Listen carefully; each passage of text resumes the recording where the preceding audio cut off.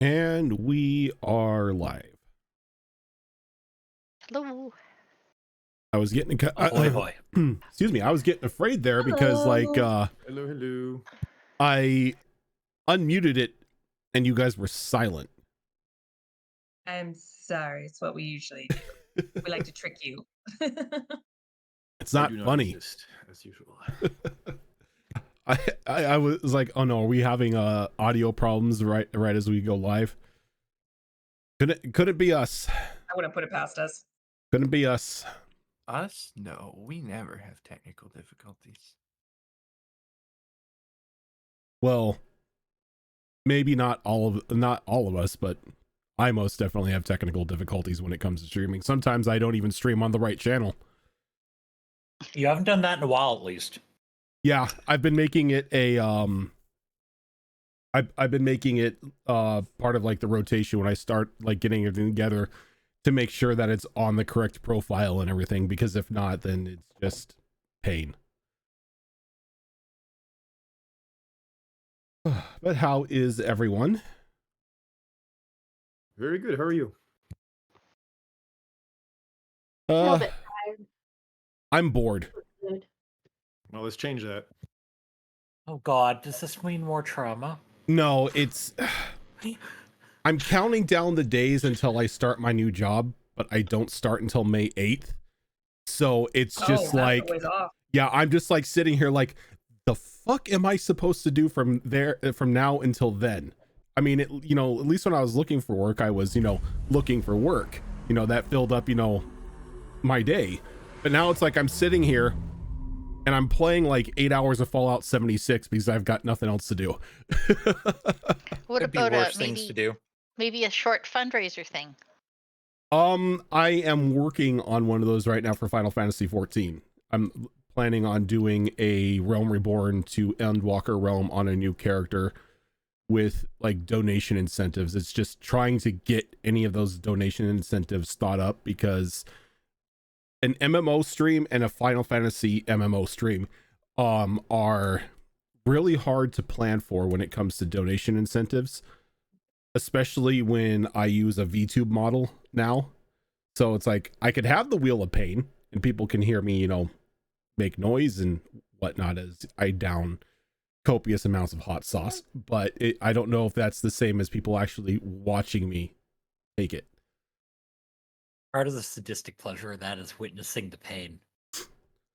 Well, if you want to witness the pain, I just convince Org to do it with me, and like as I take, as I coat a chip in the last dab, he's just sitting there drinking it and then questioning his life decisions.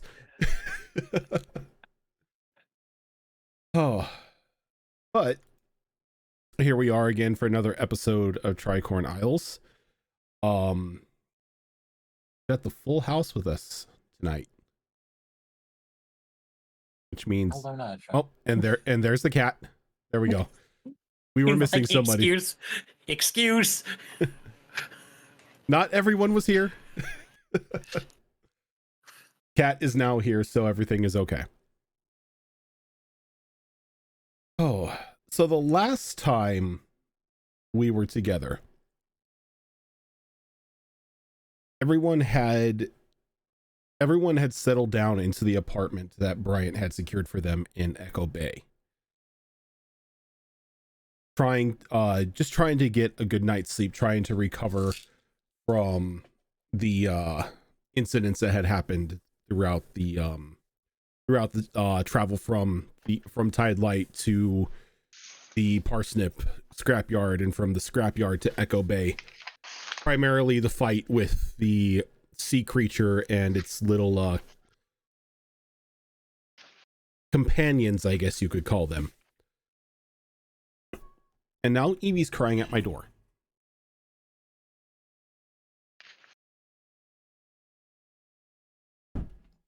Sorry about that. Cat. So, the whole plan was for everybody to get a good night's rest, and then Shara was gonna head on down to Boom Boom Vavoom in order to partake in this battle arena tournament that was being hyped up on the docks. Though unfortunately that did not happen. The crew ran into a new ally, which got a bit of a harsh treatment to start off with. Tied up and questioned at sword point and denied medical attention until they answered some questions. But slowly but surely the group had welcomed Echo in. And it was then revealed that most of the festivities and most of everything in town was being closed down due to a grand hunt being called, as a Ravon Trading Company ship had apparently been destroyed out at sea by this sea creature that you've all had previous encounters with. The Sea Hunters Guild, which is a blood hunters association, was spearheading the whole hunt, but everybody and their mother pretty much jumped in on this when the reward was announced for the capture or killing of this creature. Not being ones to shy away from vast amounts of gold, you yourselves began to plan your own next steps. While this was going on, though, Cannonball had learned more about the Cult of Whispers after talking to I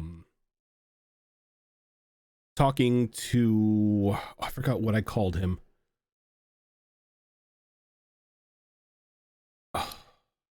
The little goblin guy. Yeah. The barkeep, well, the tavern barkeep guy, yes. Yeah. Carl Shaman, that's what it was. Yes. Carl Shaman.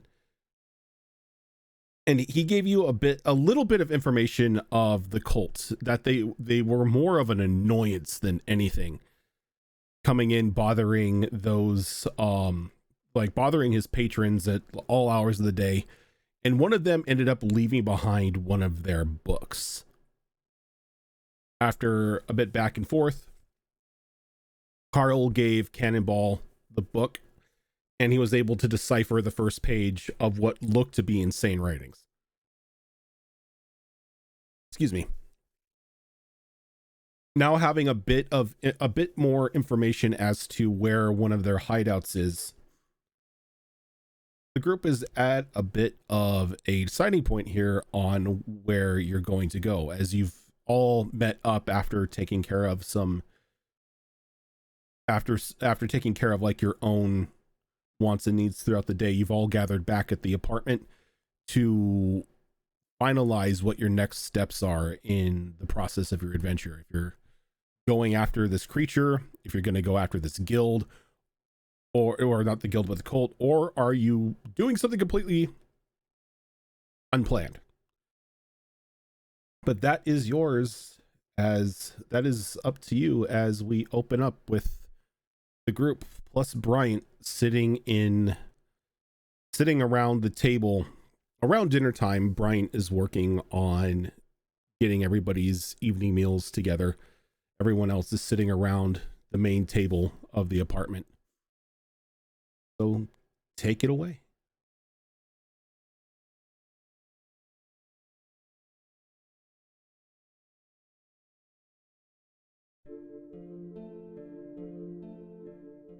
I think last time a lot of us decided we were going to go after the creature, right? Mm-hmm.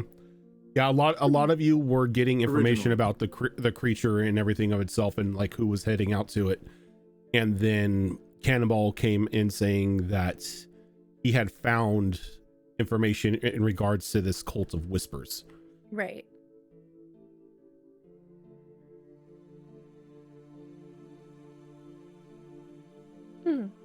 Well, and I shared that I sold the statue, which... Correct. So, I'm assuming, like you said, everybody's reconvening around the table, right? Yeah, At the apartment, and so I'm Since I think there was only one bedroom, if memory serves, we were probably all sleeping in various states of disarray across the apartment. The floor, the couches, pretty much anywhere that you can find to yourselves to stretch out. Where we could fit, yeah. So I'm assuming once one of us started stirring, it would have probably woken up the majority of us, Cannonball included at this point, since he does sleep fairly lightly. Well, nobody would be sleeping at this point in time because you're reconvening like after the day is done. You're reconvening like around Oh, this dinner is the time. end of the day thing. Okay, Yeah. sorry, I thought you were next morning. No. Sorry, I'm a little tired. Brain's not functioning All good. at full capacity.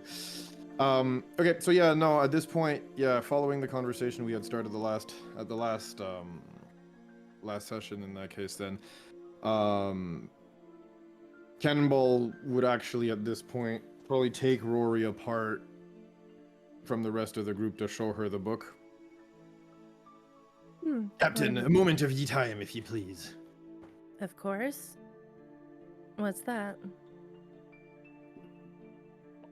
This be something I happen to, well, as you would say, get me grubby mitts on. And he'll open the book and you'll see it's just all the ramblings here.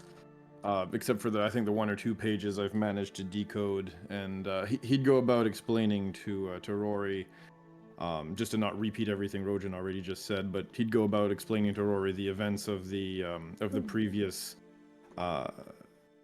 evening that he spent at that Boom Boom, and how he had found this book about the cult of whispers here.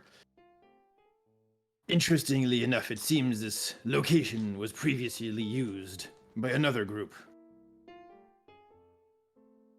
Okay. That's good information if we need to contact them, but Actually, Captain, a little... Well, allow me to disagree for a moment, if I may. From what I've heard, this group be, well, miscreants of sorts causing trouble around town all the time. And I beg for your consideration simply to think whether chasing a reward that everybody else be chasing and potentially splitting. is We're there going a after reward? something different that may yield rewards. Well, ye be the captain, ye make the decision. Well, But is there a we have an hideout alternate on source this of group? income. Like, what's their deal? Is there something to steal from them? They got something valuable? So far, I've got no motivation to go after some secret, shady To cult. me knowledge, cults like these tend to accrue riches.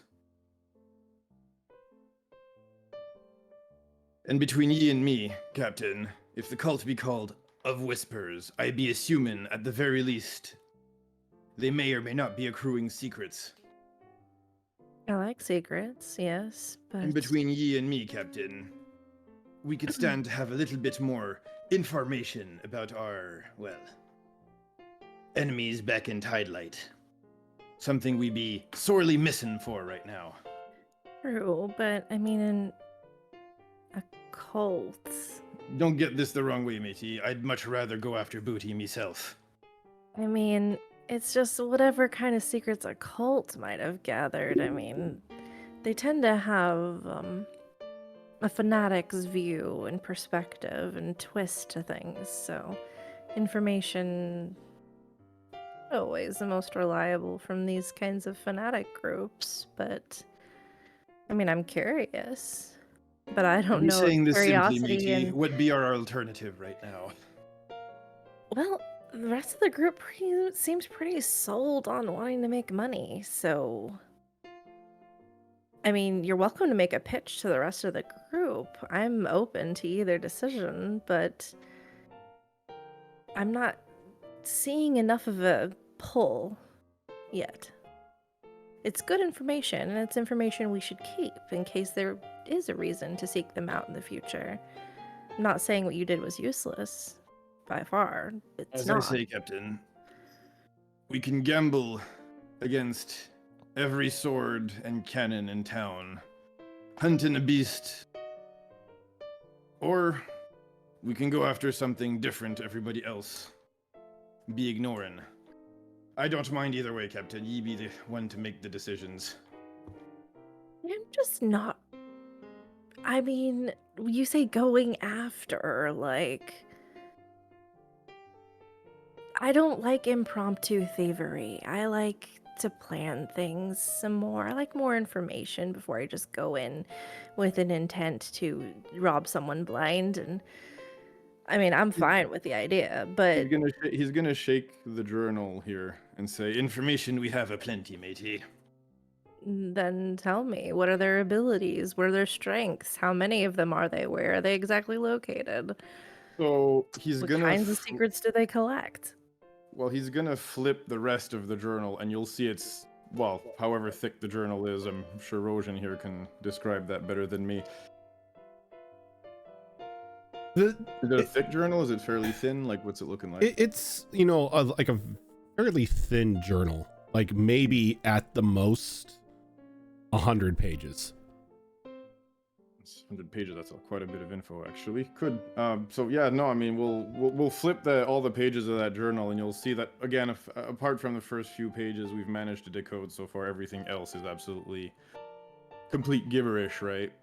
Yeah, it's just like you look at it, and the more you read this gibberish, you start to almost go cross-eyed, and you slowly start to develop a migraine. Like, and you don't know if it's like this is what is intended, or your brain is just starting to hurt from just the nonsense that you're looking at. That somebody wasted all this effort on these pages to just write nonsense. As the first few pages may tell ye, Captain, the journal itself is encoded. Mm-hmm. I'm not surprised. Fanatics like their codes. So did the underground. But, I mean, get some more information. We don't have to jump on it right now. Read through the journal. If you see there's anything juicy, any good reason to go after this cult. Or if there's, you know, some sort of job related to them. If the city's officials or some rich person is paying for something to be recovered. I mean, anything really, but I'm just not really seeing too much motive other than like a cult that calls themselves a cult of whispers may have or may not have useful information. They could call themselves the cult of whispers because they like to sit around in a circle, hold hands, and whisper sweet nothings into each other's ears while they make daisy crowns for each other. I mean, and get high. I mean, who knows? So I'm just saying, more information maybe before we jump, you know? Oh. I hear you about the monster thing, though. Yeah, going against all these other boats and everything. Yeah, it doesn't sound very fun, but the crew seems pretty set on it, and I mean, I'm interested as long as we go cautiously. Clearly, matey, I be not of the suicidal disposition. I think all of us know this by now.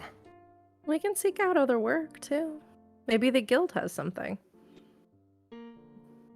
Something else that while everyone's chasing this big fish, there's some other score that's slightly less, but a bit more attainable now that no one else is going after it. A lot less divided, hopefully. I don't know about ye, matey, but I'm not one for splitting the booty 10, 20, or 30 ways. Fair. It's a good point. That might be a better selling point to the group. At least for now. Again, once again, Captain, I'm simply giving ye information. Or what And little of it I've acquired so far. It's good. Please keep reading the journal and let me know what you find out. That's going to take a little bit of time. Time, unfortunately, I'm afraid we may or may not have, considering our pursuers. Another option, You're kind of if you pinning a will. lot to this cult of whispers having information about our pursuers. The Is there information anything be a that gave you bonus. that indication? The information be a bonus, matey. The way I see it too here be that, well, and this is obviously me thinking a little big, matey, but should we be able to rid that temple or location of that cult? Well, let's just say that this apartment be a bit small for the crew. Having a secondary location that we can use may or may not be useful at this point. At the very least, to resupply. I mean, there's gotta be something else. Why do you really want to go after this cult?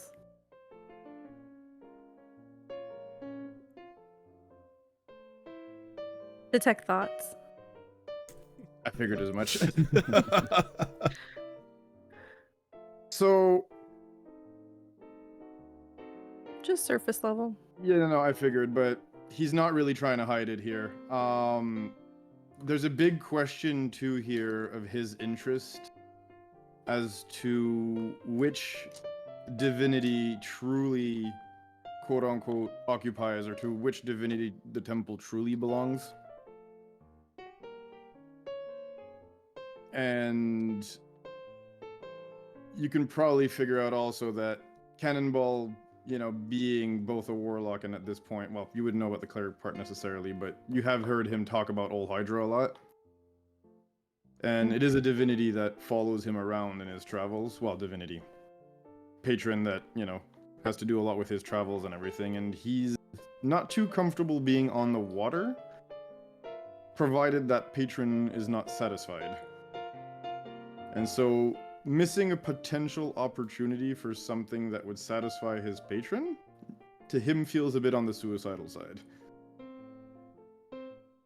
And what do you say out loud? Oh, out loud?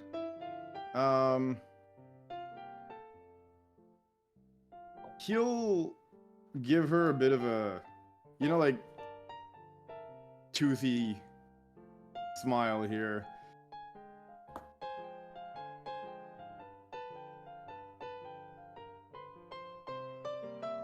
And he'll smile and he'll tell the captain, like everybody else, matey, of course I have secondary objectives, don't we all? What an evasive answer. Oh, what? Do you want to know? I'll give it some thought. Maybe not immediately, but it's something that we can put on the list. Well, Keep at tell that you what, journal. matey, for the good of our travels, I wouldn't put it too far down the list. Give me a Especially if you reason. want us to spend a lot of time on the water. Oh, really? That's interesting. Why would that matter? He's gonna give her a bit of a smile and again say, well, matey, let me put it to ye simply. Most ships be named and blessed, be they not, upon their maiden voyage, breaking the bottle and all that, yes? Ours was named and blessed. Right. And in the name of what have ye blessed our ship? I'm not really the religious type. But we did the motions to adhere to sailor superstition. Well, tell you what, matey, after the abomination we saw on our way in, I'll tell ye that the adepts hold a lot more than superstitions. Oh, yeah, that was very real. Don't know if whatever blessing on our ship really mattered, but if you Well- think it matters, I mean, feel free to bless it if you have such capabilities.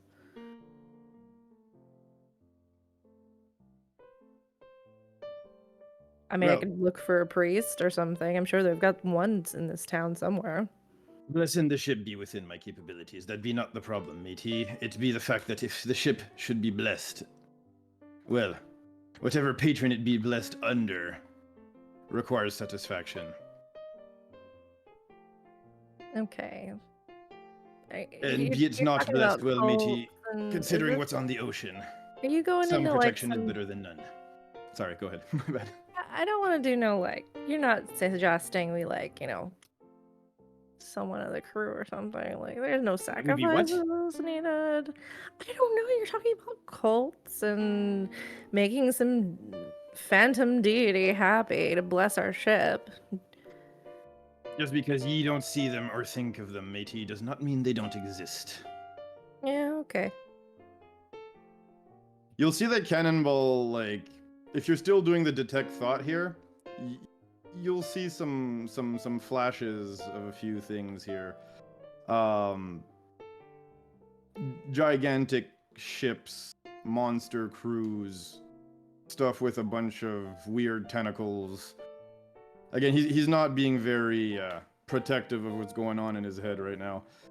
And I think the biggest image you'll see there probably from his subconscious is probably the ugliest, well, not yes, surface thought, sorry. It's probably the ugliest visage you've probably beheld in a very long time, and it does belong to a sea hag. Which Rory might also tries explain to your Hide a character why. wince. Yep, sorry, go ahead. It's fine. I was just gonna say Rory is probably gonna have, after those series of images, and she did not necessarily expect or invite. She's probably gonna have a hard time keeping her face guarded. Mm. You probably catch a few facial twitches. She kind of looks away instead of making eye contact with you. Just keep working on the journal. As you say, Captain. He'll just walk back towards the group, pop the journal open, and just start, again, trying to figure some of it out. Or he's gonna take a moment to be like, what the fuck is he into? Some weird ass shit. I don't know if that was some fever fucking dreams or what. Shake it off. They're in the abyss long enough, right? Break the connection early with the tech thoughts. I'm like, I don't need any more of that. Just go back to the group. All right, so just kind of getting a feel for what everyone's thinking. You know, there's a lot of other people going after the same creature. We have given them a lead, so maybe they'll weaken it, but we could also find ourselves in the middle of a battle against other ships as well as a creature. Bit of a risk, but the money seems pretty good. Or we can seek out other jobs on the island until the others come back and more fun can be had here. Or we can just straight up move on. There's also been some information about a local cult that may or may not have some information that could be useful. Cannonball is going to work on that angle for us to see if there's something workable.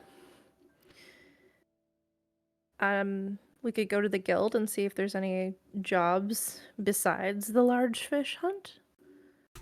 Or we can continue on our first plan and get ready for the large fish hunt. I just wanted to be real with everybody about the fact that we've got a brand new ship, a brand new crew, and what we'll be facing.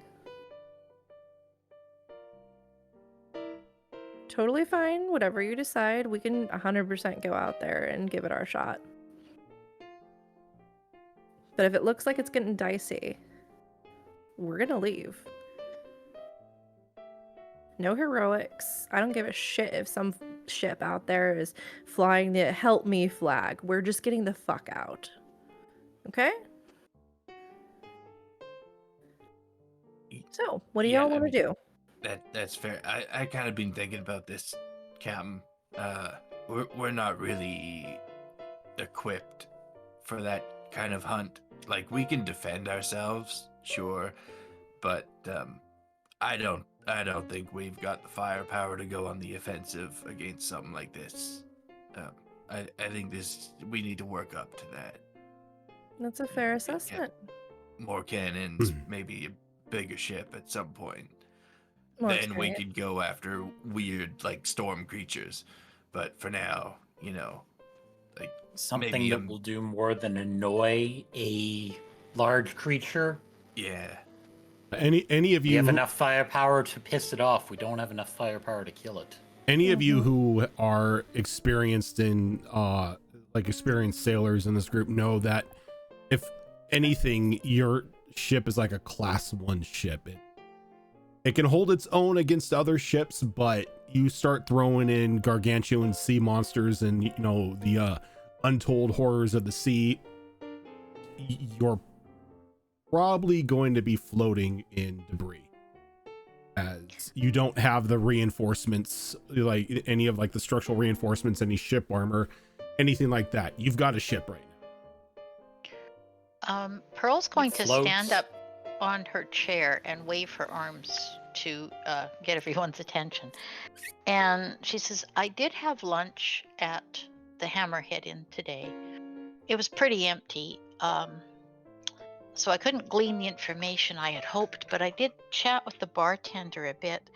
And I just want to throw out there that the Ravon ship that went down, it was a dreadnought class ship with 50 to 60 cannons on it. So you might want to reflect on that a bit and take that as part of our decision making. I think the consensus be we may or may not be out of our class. All right. And Pearl sits down and starts to play with the compass, the silver compass, to see if it's doing anything interesting. You happen to pick up on anything else while in the Hammerhead, Pearl? Unfortunately not, Captain. It was That a good idea. It was a great lunch, though. I had scallops. Oh, I should have gone. Maybe later. As you're talking about food, Bryant brings over a couple bowls and he starts setting down in front of everyone. I hope nobody is sick of seafood yet. We had those 40 pounds of crab legs, and I ended up grabbing some lobster as well. So I made a bit of a crab and lobster chowder tonight.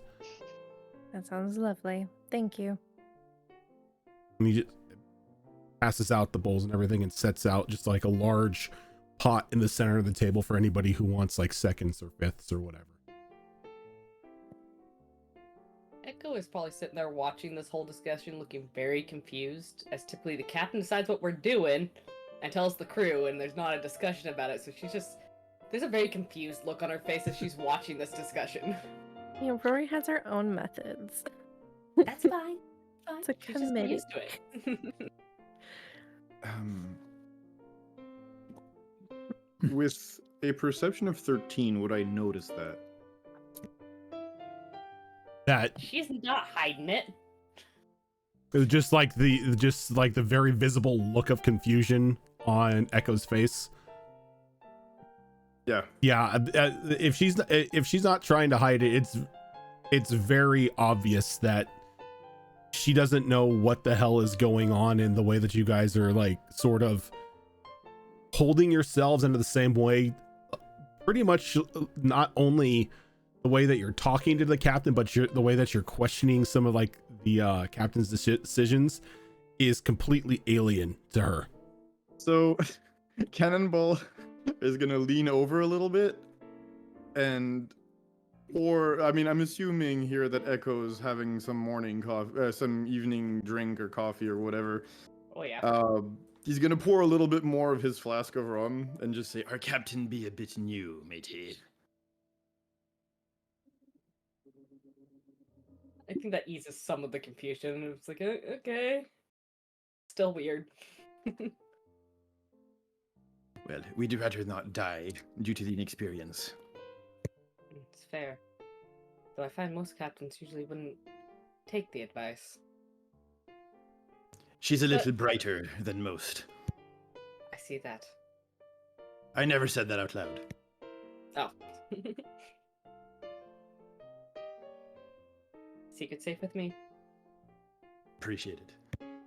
Well, guys, it sounds Dunk a like little bit more rum. we are not going after the large fish. Has anyone heard any new threads on work in the area? Hey, Brojan, seeing how I have family members that are part of the Hunters Guild, would I know if they give out other jobs during large hunts like this? You know, in situations like this, once a large hunt has been pretty much called out, all other operations, unless they are of a dire consequence, are put on hold. It's pretty much all hands on deck. We're gonna go kill this big thing. That's what I thought it would be. Well, I do note that the Hunter's Guild's not really going to give out any other jobs right now. They're going to send everyone after this monster. Ugh. Unless there's something that they need done and it needs to be done immediately, otherwise something's going to blow up. They're not going to deal with it right now. What a bust. There's not even anyone around to swindle. I was hoping that we can maybe Well, do, I don't know, gambling or Captain, there you guys was could do the the fights journal. and I could get information, but nothing is happening. Captain, there was the journal we acquired earlier. Is this a different journal than Cannonball's journal? There's a lot of journals involved. I'm He'd be just talking about the track. same one, I think, Meaty. Yeah, I mean, if you guys at Cannonball seems to be pretty gung-ho about infiltrating this cult of Daisy But if there's Picker. nothing else to do, that Sure. is something. I mean, Okay, so what are we gonna do? Waltz up and be, hey, we want to join your cult, or hey, Look you at know, Shara. we heard you did really cool stuff. Can we talk to you? What's Sure. up? Yeah, I Or can knock on their door if you want. Captain, I just don't see an Knock on angle. their door. Captain, first things first. I believe ye had the right of it when ye mentioned verifying with the city guard whether there be or not some form of reward or bounty for, well, dealing or interacting in any way, shape, or form with said cult. All right. I need a new cover. As ye said, matey, maybe, Captain, sorry. As ye said, maybe we should be starting with verifying their status with the local law enforcement. Yeah, sounds good. Oh, who do You I know, want to be today?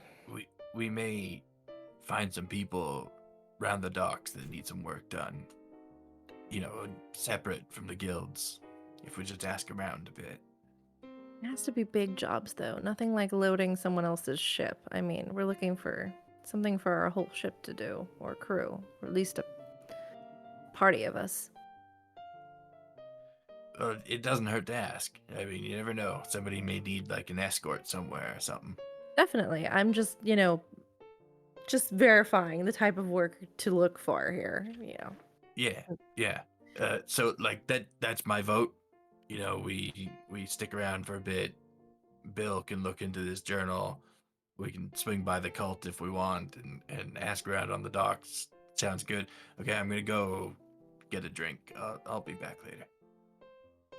And Bryant kind of puts his hand on your shoulder. You're not able to get a drink, remember? Everything's closed. 2 p.m. curfew. Yeah, that's what they say. But you know, every town, you've got your gamblers' dens, you've got your speakeasies. There's always a place to get a drink if you know where to look. I'll tell you this, matey, necessity will definitely drive up the prices. Tara, it physically cannot stop you, but just keep in mind that this isn't going to be like Tidelight, where we have a bit of familiarity with the city guard or anything. You get taken in for this or whatever, you may be in there for a while. I can only do so much. Let's be real, Shara. If ye not around, who else is going to bust some skulls at that cultist hideout? I point at the little rabbit. I That's mean, fair. please don't take this He's the got a wrong point. way. Please don't take this the wrong way, Mir. But I think there'll be enough for the two of you. Shara, why don't you drink here? We've got plenty of alcohol. Look, it's nothing against you guys. I like you all. You're great people, but you're not like, rowdy drinking people. Rowdy drinking people aren't going to be around. They're probably on boats going after a fish. She has a point. There's always rowdy drinking people. Like I say, if you know where to look, gamblers' dens, speakeasies, And do you know underground where to bars. look in this town? I know what to look for. Sure. Captain, you said we'd get some shore leave. I didn't know the town was going to be on a lockdown. Now did I?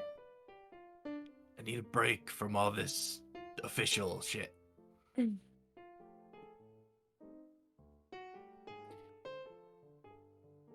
Tell you Are what, Shara. Are you telling me no, Captain? Okay, so DM. Mm-hmm. So curfew is at 2 a.m. You said 2 p.m. 2 p.m. 2 p.m. Jesus. Well, it's not Middle necessarily. of the damn day. It's not necessarily that the curfew takes place at 2 a.m. Drinks cannot be served after 2 p.m. because they want to make sure that the alcohol is out of everybody's system before night comes and people start, becoming rowdy drunks. Okay, so we can walk around. You could walk like- around. It's just you're not going to be able to get alcohol in any law-abiding tavern. Okay. Sure. Let me or the group come with you, and I will help you find the appropriate shady places to drink. I just don't want you to get caught.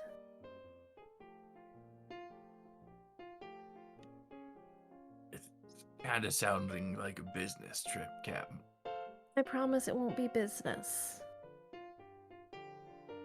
I'll put on my fun version. Your fun version. Yeah. Lucy. Lucy's fun. That's not really a term that a fun person uses, Captain. Tell you what, Shara. Let me come along, and I'll show you how to make your axe explode when it hits people. I'm just good at finding the shady places. That's what I'm good at. I don't doubt that. Let me help you.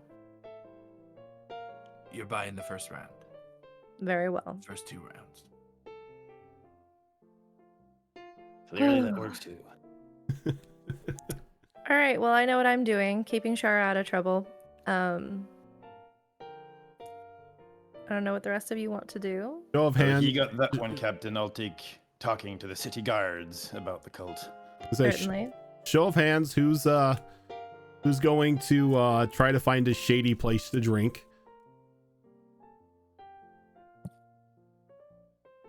I want a shady place to drink. I don't know what's happening because I was putting the kids in bed, but I want a shady place to drink. Pretty much Shara is getting a bit of cabin fever and wants to go out to and since all of the local establishments have a curfew on when they have to stop selling alcohol due to the hunts, Shara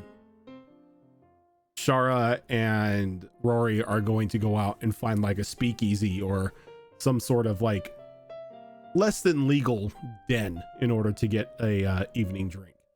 Oh, hell yeah. Jenka's going. Give me a moment.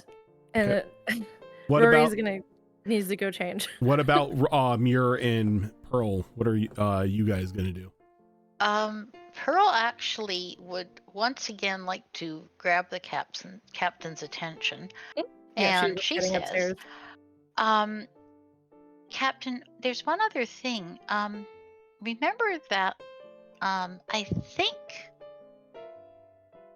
Jenka called it a garden gnome, but actually it is a captain from another ship. It might be nice while we're here to perhaps unstone him. He might have something interesting to say. It would certainly be interesting to me with the whole fanfare Certainly. thing. So perhaps when people are looking around, they could find, I don't know, a church or something that would have someone who could undo that for us. Do you want to but for look my- into that? I suppose I could in the morning. It's supper time, right? It's Yeah. Is that correct? Lunchtime? oh, Supper it's time? it's past 2 p.m. Okay, so it's Yeah, it's we're evening. It's about it's 6 at evening. this point in time. Otherwise, I think I just like a quiet evening, and I think I'll just stay here. all right, Pearl. If Cannonball's going out somewhere, he needs a bodyguard. I appreciate the thought, matey. Don't get locked up while talking to the Plus, guards. I Coming look out, less Captain. threatening until need be. It's me talking about what's the worst that can happen. Yeah, okay. Sure. Scam. Flashback to Eldritch tentacles and weird shit in his head. Mm-hmm. Now, would Bryant be going along or would he be staying? No, he's staying at the apartment. Okay. He has no need or anything to leave the apartment. And he's kind of like advised that people not go looking for less than reputable places to get a drink, but he knows that this group has enough headstrong people in it that he can't convince them otherwise. So he just, gives his concern and just lets them do what they need to do. That's sort of Rory's assessment too. She just hopes she can at least steer them into the direction where they'll be at least safe from the law. Probably not safe, but she's hoping she can at least steer the chaos. Rory's gonna go upstairs and change her outfit, and she dons this long black wig that's like straight hair, and does like darker makeup on her face and like dark lipstick, and puts on like a corset and a sort of like layered skirt. Kind of pushes her modest bosoms up a little bit more than usual. And your necklace kind of like shimmers a little bit as Silver kind of calls out to you. It would just be easier if you just collected someone's face, because then you wouldn't have to have all this prep time. You just put the face on your face and you become them. yes, that does sound easier, but there's the problem of I don't exactly have other faces in my bag, do I? Oh, we're gonna have to solve that. Sure. Another time, Silver. All you need is a body. I'll keep an eye out. And kind of just do some finishings. I put the long hair kind of up, and I put these sort of like Chinese style pins in it that also are daggers, and then head back downstairs. All right, are we ready to go then? Let's get drunk. Now you're talking. Right. You don't have to tell me twice. So I take a giant drink of my drink that already has a bunch of rum in it. We're gonna look for the more Bitch share. unreputable places that are a bit more hidden. You can call me Lucy from here on out for the evening. Lucy, okay. Right. Another puzzled look, but okay. What's up, Lucy? So, right, let's head out. Okay, so you're looking for what sort of establishment are you looking? I'm gonna look for, because she wants rowdy, so I'm gonna probably find some sort of like underground gambling / drinking den. Sort of like a swindler speakeasy. Yeah. Okay. Someplace that's definitely not safe for normal people, but my group could probably hold their own, and something that is at least, she's looking for something that's organized enough to where the leaders are smart enough to keep it hidden from the law, better than like some cheap ass bullshit place. So She's looking for maybe organized crime. Yeah, you're looking like an organized syndicate speakeasy or something like that. Just not, Joe Bob's, bathtub moonshine and 5-card money or something. Yep. And I'm gonna, as we're walking through the streets, I'm gonna keep my eyes out for individuals that I think that look like people that look like obvious lookouts, and like people that I know the signs of people that are a part of groups or criminal organizations that are kind of like trying to look like they're not paying attention but are paying a little too much attention. And Yeah. Okay. Go ahead and give me a I want to say nature roll, because this is like a natural thing for you. This is like your nature is like, the city itself. Okay, but can I add something to it? Because nature is not a strong suit if it's supposed to be my thing. I would say nature or survival. I would say either one of those would fall into this. Neither of those are my thing, but I'll roll nature. Am I just adding the normal, like, Yeah, you're just intelligence modifier you're type stuff? just Okay. adding your normal intelligence modifier. I have to roll on stupid digital rollers right now because I don't know where my dice is. Oh no. So that's a whopping 5. Oh That's a no. fail. Don't use digital. So I guess I'm not seeing anything right now. Yeah, so you try to go to what you would normally look for when you're in tide light. Mm-hmm.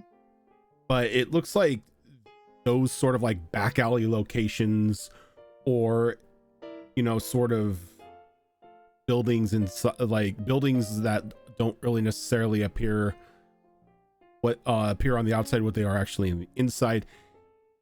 You just aren't finding anything. Like every now and then you go down some alleyways and there are a couple, people rolling dice or whatnot, but there's no drinks being served. And you walk for probably about an hour without finding any sign of a speakeasy or underground tavern or gambling hall for that matter. Do I see anyone to talk to about it? Not really. It's like Okay.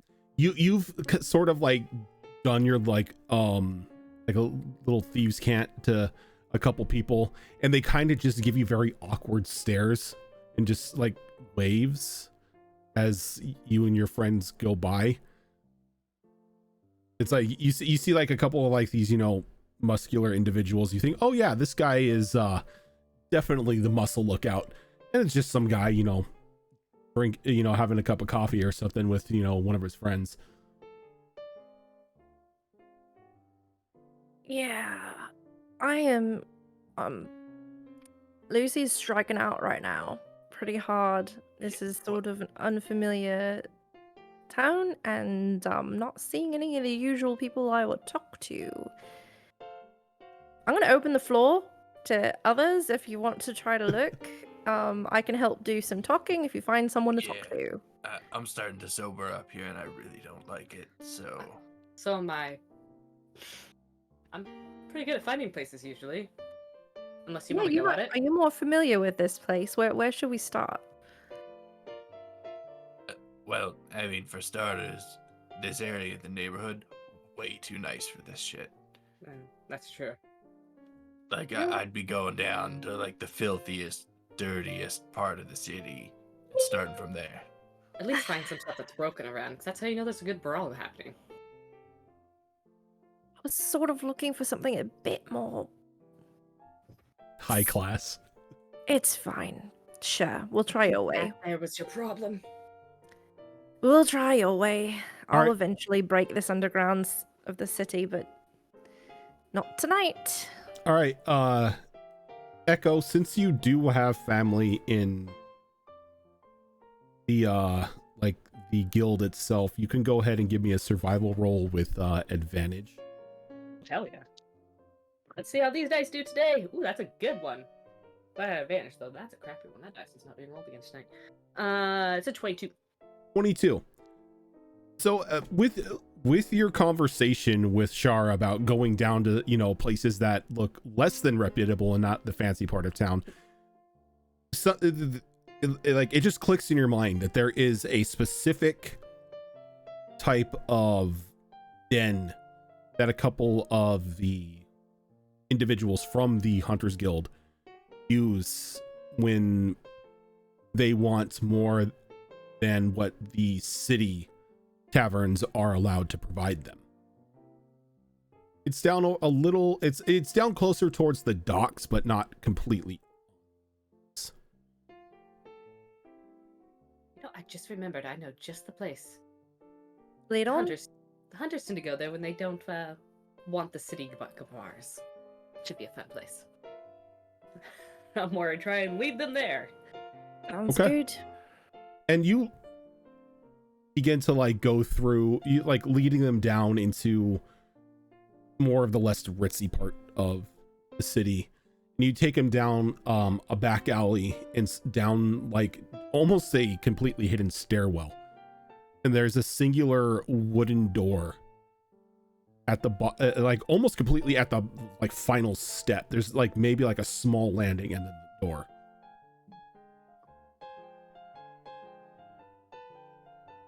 Is that a secret knock or? Yeah, do I know if there's a certain way to get in, or?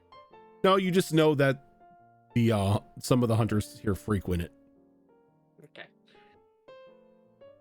Go ahead and knock on the door. Nah, screw that. I'm gonna open the door. She thinks about knocking on it, and then as you go to open it, it's kind of barricaded, and a little slot opens up in the door, and a pair of eyes look out at you. Heaven or hell? Detect thoughts. Okay. Is there any save to detect thoughts? Not unless I dig deeper. I get surface level thoughts. I'm guessing he'd be thinking of the correct answer. And what's right? So- What's right? You detect thoughts, and it's pretty much, who the hell are these people? I don't know any of them. Oh, right. Oh, what was the correct answer? Oh, man, I knew it. It was right on the tip of my tongue. Sure. Listening. It's not that hard. Heaven or hell? Nothing. No surface. No. Fuck. I'm gonna dig deeper. Okay, so you go to dig deeper. Wisdom save of 4. Yeah, he don't know. And you start digging deeper, and it's just like, for the love of God, just make a damn decision. So what's the answer? 'Cause I will get the answer when I dig deeper. There is no answer. It's just you make a decision, heaven or hell. Oh, what a waste. All right, I'm gonna ask him a few more questions when I get inside. Hell, darling. Kind of looks at the group. 3 of you at least look suitable for that. I guess that means you can go too. Oh, lovely. The slot on the door closes, and you hear like chains being pulled. And like Did I get any notion in his thoughts of like what he meant by that? Robbie Landis, thank you for that raid.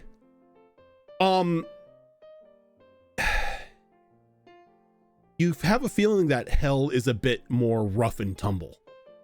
It's a bit more on the brutal side of things. And seeing as how you've got, 3 people who look like they can definitely hold themselves in a fight with you, that, that's more of like their suiting. But you begin to hear chains being pulled from behind the door, and a bit of like a very like audible grinding of stone as the door unlocks and it slides open. Any unwanted trouble tonight? There More is than usual? nobody there. No, I'm asking. Oh, is no one there? There's no one there. When the door opens up, you walk in, it's like almost a pitch black square, and there's a singular door with like a flame etched into it, and it's giving off like a soft like red glow. That's about it. Dancing lights. And you cast dancing lights, and you're in like a small like 5x5 room. I send the lights out. It's stone. There's nobody else in here with you. Where'd you go? I'm listening for his thoughts. Did he get There's too nothing. farther? He got farther away from me than I could hear him? Wherever he is, your mind cannot touch his. Echo, where did you bring us? I don't know why you're being so paranoid. She's gonna go in the door. And as you go into the door, it's just instant noise as there are people laughing and glasses are clinking and coins are flying everywhere. I thought you said it was just this doorless room. No, there was there's a a door. singular door. There was a singular door with like a red flame etched into it. Oh, okay. All right. Yeah, I'll go through. I was concerned for a second. I was like, You're like, oh no. what's this? Okay, it fits your paranoid persona. Yeah. I guess I'll cancel the dancing lights. Okay. I thought you were just looking for the guy. I mean, I was having a conversation and he rudely walked away. He's the door bouncer. And not much for conversation. Or maybe he was the door. That's a disturbing thought, but bouncers tend to have more information than you think. Oh well. Well, let's get you all a drink, then. Just, Shara, no, we can't go bar hopping, alright? You have to stay in one place. And as you say that, a dwarf just goes flying by the door and just slams into the wall. And like enough to where the wood just kind of like shatters and he's kind of like stuck in like midair. Yeah, all right. This place seems fine. I like this place already. Well done, Echo. As you walk in and you survey the area, there are various tables in the back on like sort of like an uplifted podium that are obviously gaming tables. There's a large board near like the far wall, like a large chalkboard that's got like the list of like the names of every ship that is currently out to sea hunting this monster down, and everybody's placing bets on, you know, who's gonna you know, score the kill, how long before this ship sinks, you know, how much of the crew is gonna die. There's just like over and under for everything that can happen on there. Behind like the bar itself, you can see that there are like the more well-known spirits, but then there are bottles and kegs of some more questionable content, as well as a pair of what look to be twin Hikaru seem to be working this bar. Both of them more of like a hammerhead shark variety, but both of them missing one eye, but the eye is opposite. And as they seem to be like passing out drinks and holding conversation with the not the random, but the regular patrons of the bar. And as you enter in, you get a few like nods and grunts, but nobody really comes up to you or challenges. Oh, I'm headed straight for the bar. Need to get a drink. Need to get a drink quick. Same. For wine, and then it's on to the gambling tables for Rory. Okay. So as you walk up to the bar, one of the Hikaru come up to where you're at, kind of lean over it. New blood. Interesting. Yeah, we just got here last night. And you just happened to find this place. We know when- people, you know. When you know where to look, yeah. See. Well, welcome to hell. Seems like my kind of place. That is, if you've got, you know, like a drink fit for a great white, let's say. They just give you like a very wide, like toothy grin. Kid, we got things that can knock your great white ass on the floor. Wonderful, because my friend here, and she taps Rory, she's buying.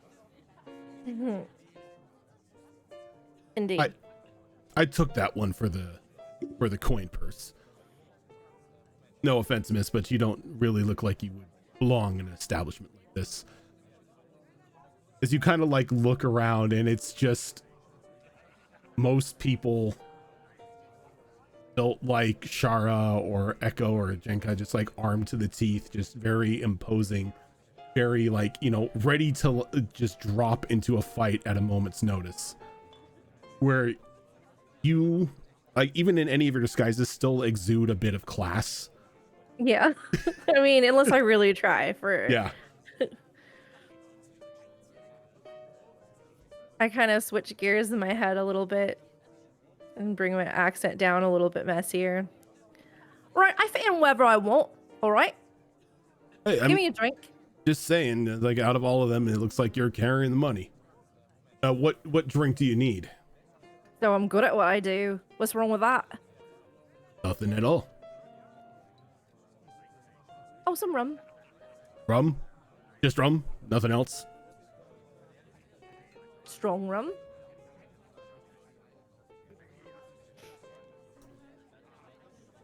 Right. It just goes over to like a random, like very boring looking keg that just has rum on it. And No. Or- No. No? Mm-mm. No. What kind of rum you want? Better. Better. Stronger. How strong can you handle?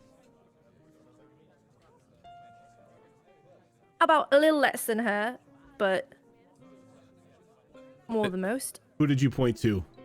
Chara. Chara? All right, well, I'll start with you then. You want that drink that can knock you on your ass?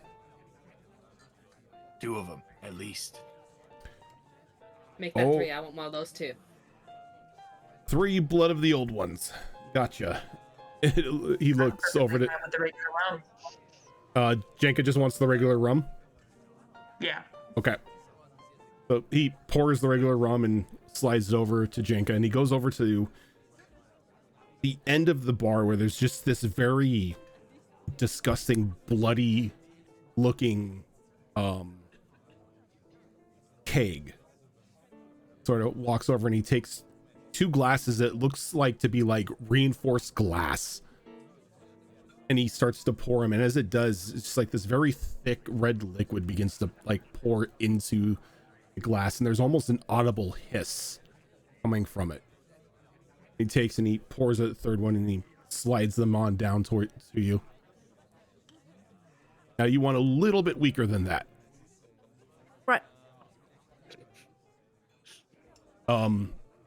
You're not allergic to spice or anything, right? I have to ask. No. All right. He goes over to another one of the barrels that seems to just be like stained yellow. He walks over and he grabs another one of like those reinforced glasses and he pours it in. And as it's pouring in, you can see that it starts off like this yellowish color, then it shifts to green, then it shifts to red, and then to a blue. And as it's pouring into this glass, it's just this swirling concoction of various colors. Hands it to you. 1 dragon's breath. Sounds great. And I'm going to sleight of hand. You're going to what? I'm going to sleight of hand. I'm going to make it look like I'm drinking it, but I'm not going to drink it. Okay. Go ahead and give me a sleight of hand roll if you're going to do that. Okay, please. Digital dice roller, don't. Okay, 18. 18. Okay, so you just let it touch your lip for a moment. And when you do, you can feel a bit of burn just like on your skin. Is it like a drink or like a shot? It's a drink. Okay. Good. Strong, but good. So I just did a perception check to see if I noticed that. So did I rolled an he. 8. I just shake my head and just like, how could you waste that?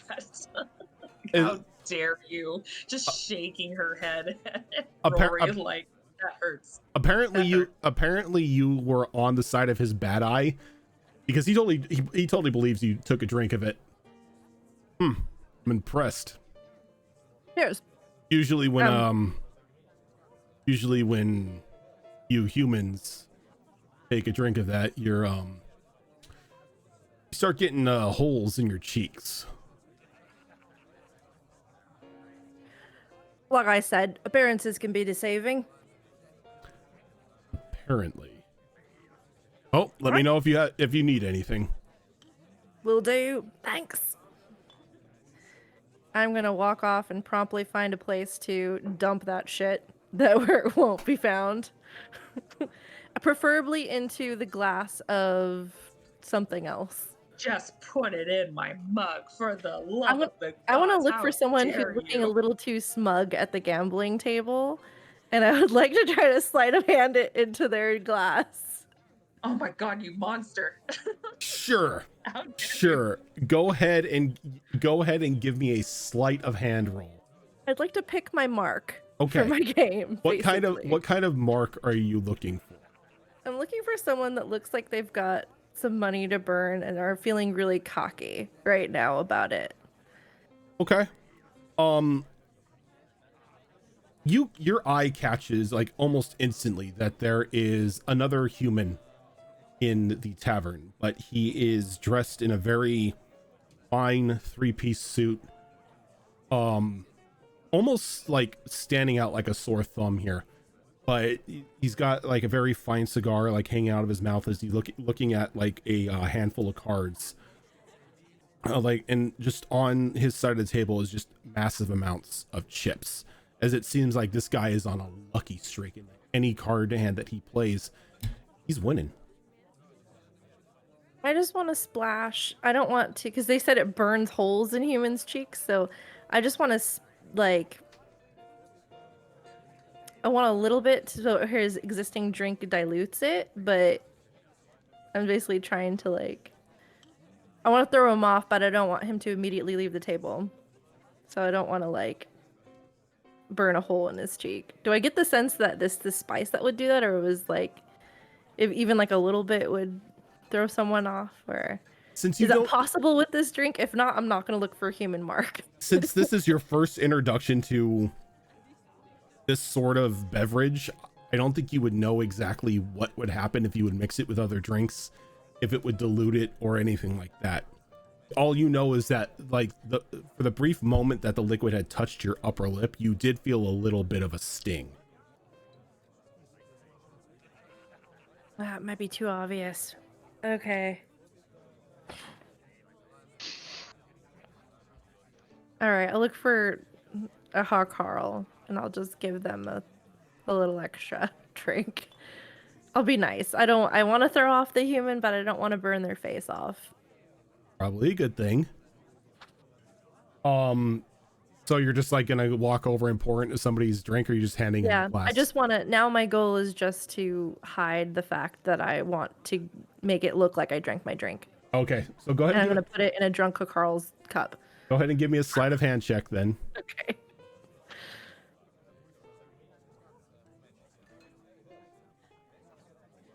Did it do it? Oh, an 8? Okay. Oh no. Okay. Sleight of hand versus I'm going to come back to you. Okay. I'm going to come back to you. The rest of you, while Rory is off here trying to, get rid of a drink that is obviously too strong for them, you have your drinks in front of you. Jenka, the rum is absolutely stupendous. It's, better than what you guys have up on the ship. I ain't picky. Good. The two of you,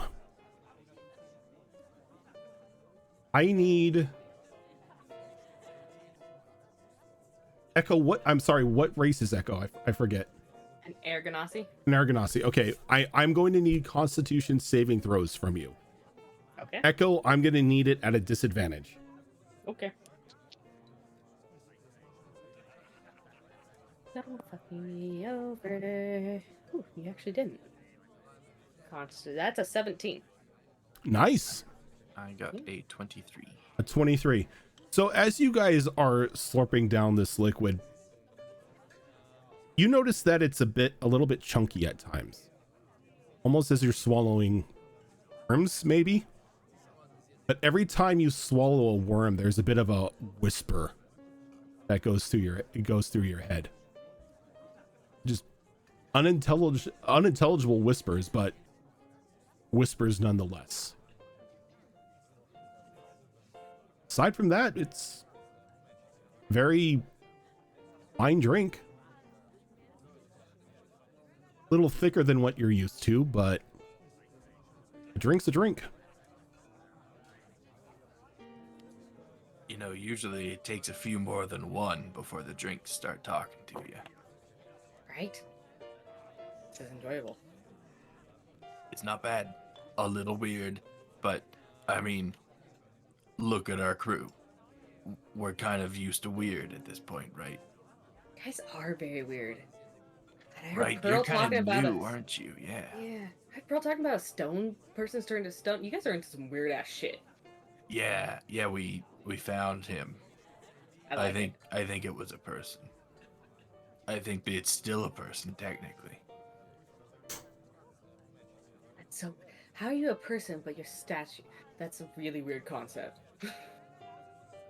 Yeah, it's like Petra something. Like they turned in, like their skin is stuck. I don't really understand it, but apparently they can turn them back. Or is he gonna be dead when he gets turned back? And what happens if, like, we break a piece off of them when they're a statue and then turn them back?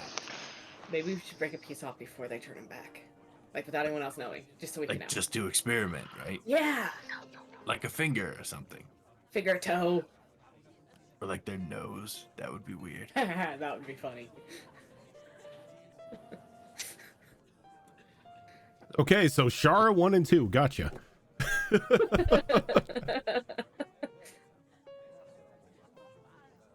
So Shara's aim is to just drink herself into passing out throughout the night.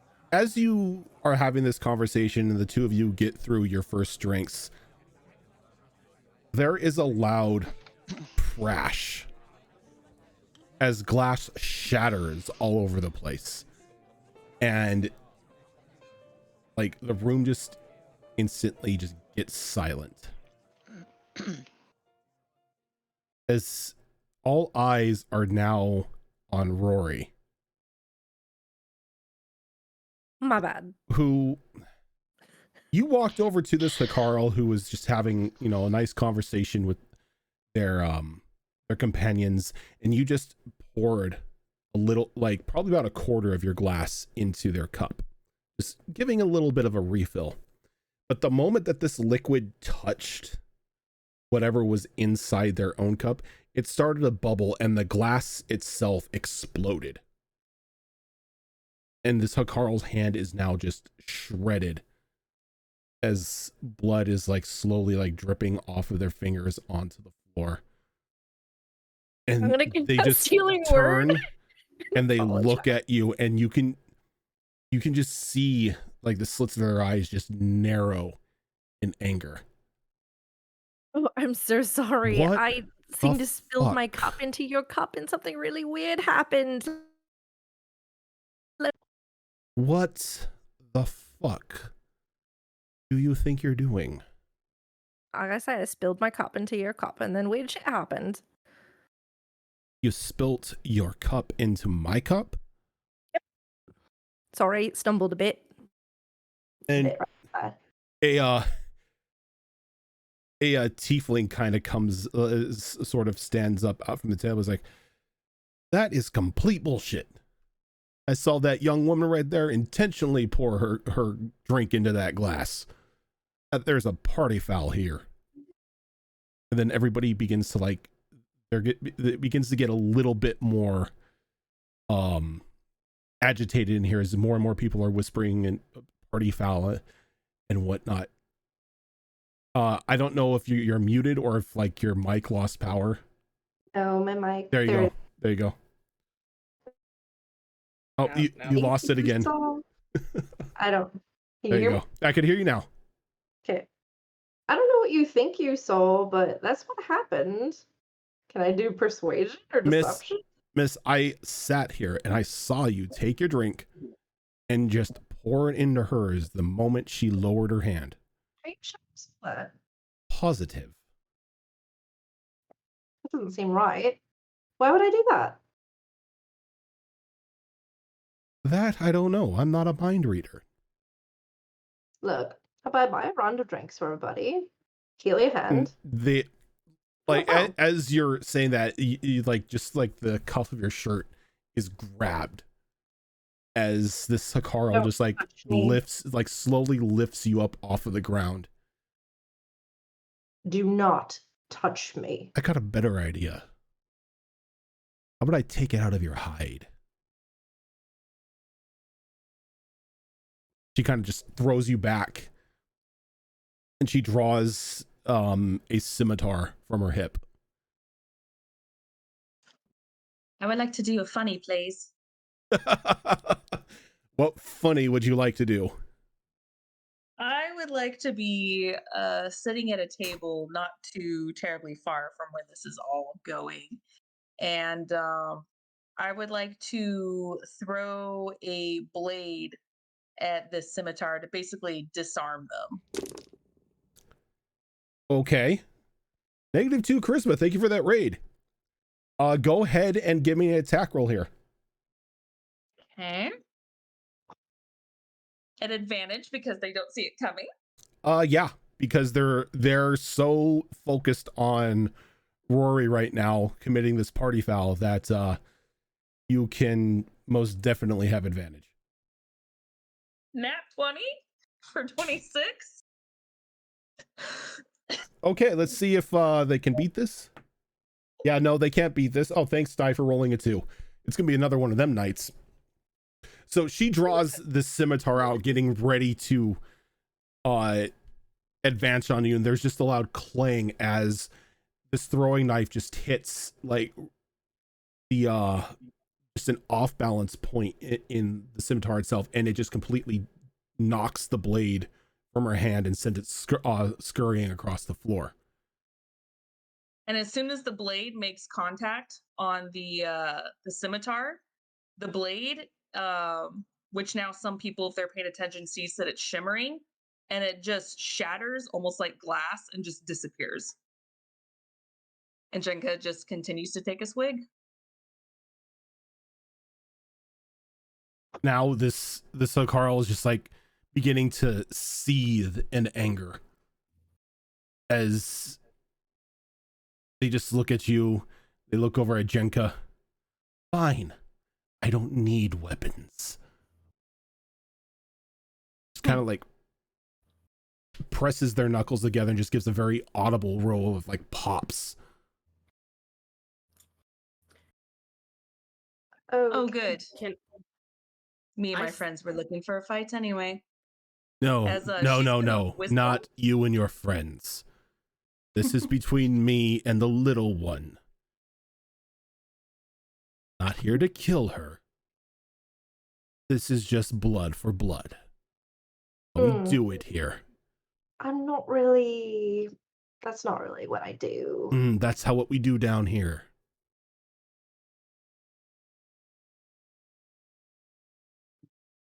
I think Echo's gonna slide over and be like, "Look, she's a bit of an idiot, but she's not gonna be able to take it. As her friend, I'm more than happy to take her place." No. That's not the rules. You came into the establishment. You have to follow the rules. Fine. All right then. It's fine. I fucked up. This isn't really my jam.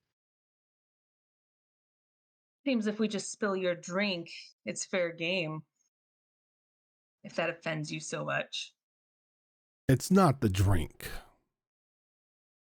She kind of Look, like I holds didn't up. really She like it, and holds I up thought like I the was doing shredded you- hand. Look, I didn't think that would happen. I actually thought I was doing you a favor by filling your drink up because I didn't want the rest of mine. I just wanted to hide, that I didn't want it. I didn't want to insult the bartender. My bad. How audible mean do you anything. say that? How Quietly to him.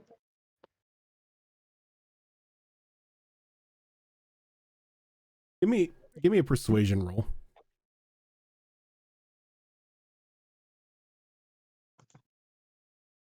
18. I didn't know it would explode.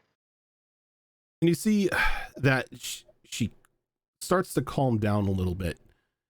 She gets very close to you, just leans in, kind of trying to like make it look like she's trying to intimidate you. And she's like, you can't handle your alcohol either. Oh. Just trying to fit in with your friends. Yep. See. Well, truth be told, I can't do it either. I had water. Sorry. I thought because my friend who's our girl, she ordered that. Something worse than that, rather. So I thought. I can't. I took a wound to the stomach. I can't handle Got it. or anything spicy. So what do you really need to beat me up, or can we just make it look like you beat me up? Give me your hand. I could heal your hand, by the way. Sorry about that. Give me your hand. We still have to do the rules. Yep. And then she reaches over to a table, grabs a glass, and shatters it, and just drags it across your palm as it just rips it open. Okay. There, blood for blood. Blood for blood. That's Kind fair. of smacks you upside the head, trying to appear like imposing again, and she just goes back over to her friends, and they all laugh and kind of just start ignoring you once again. I follow through and I cast Healing Word on her and myself. Okay. How much damage do I take from that, by the way? 2 points of damage. Okay. I guess I won't cast it on myself, but I'll cast it on her.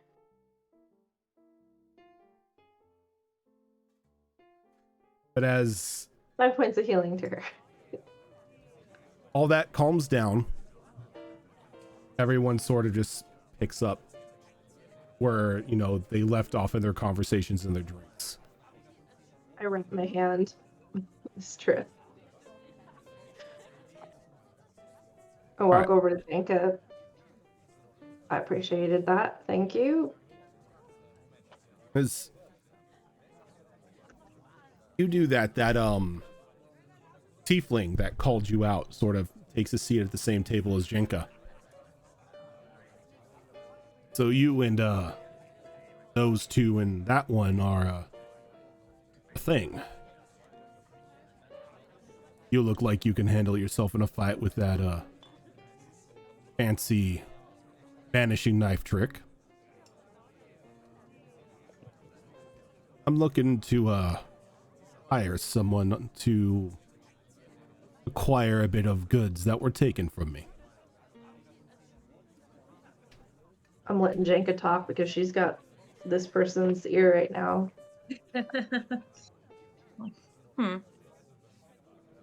I guess it depends. What kind of job did you have in mind? We're open for business either way.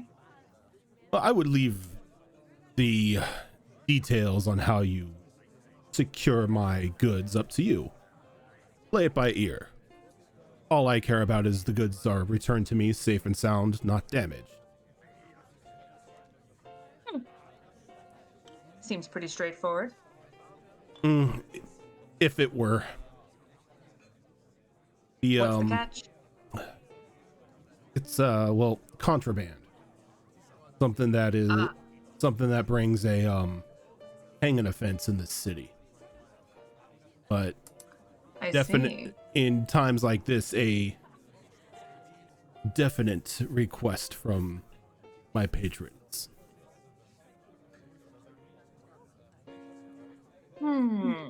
So where are they held up right now then? A little outside of the city is where I'm getting most of my information from. Bit of a snag is I was having it transported from land from one of the other small little mining camps here, and well, some folks got it in their head that it would be a good time to hit the caravan. People didn't show up. People didn't show up with my goods. Goods didn't show up. And I'm just getting information about this since I paid a few other people to gather intel for me, but they're not really the fighting sort. I see. How much of your contraband was taken? He kind of gives you a side eye. I would be willing to share all that information with you and your friends, but I would need some sort of guarantee that you are willing to help me with this. I don't want to be throwing it out there what sort of goods I had being transferred into the city until I know that you're on board. She asks. And that's fair. We need to know if we need a wagon or something to carry it. A wagon would probably be the best idea. It's not Right. something that's a few individuals can carry. It's a couple crates. Not bad. Shadier jobs aren't necessarily unknown to us. Well, I am part of what is called a group, so I would normally say yes, but I would have to defer to the rest of my companions, but I don't see why not. How much is the pay for the retrieval of these items? Well, if you can get all 4 crates back to me, undamaged, goods still intact, I would be willing to part with, say, about 100 a crate. Why are you asking a bunch of strangers when you've got a bar full of obviously capable individuals that you know? That's the thing. I want this on as down low as possible, and if you were, say, caught bringing this contraband into the city, We have no connection. Exactly, plausible deniability. Insight check. Sure. A 6. I'm nailing it today. You are nailing it with this auto roller stuff. God. Fuck you. Get out of here with Oliver. the digital dice. And You fuck my dice. you can't really get a grasp on him. He seems a bit too well versed in the underhanded arts to get a full read on. Now, that being said, you also have plausible deniability on my part. I didn't hire you. You just came across it, didn't know what was in the crates, thought you would bring it back in town. Maybe some forlorn merchant here lost some goods. You were just doing your civic duty. Didn't bother looking inside to find out that it was contraband.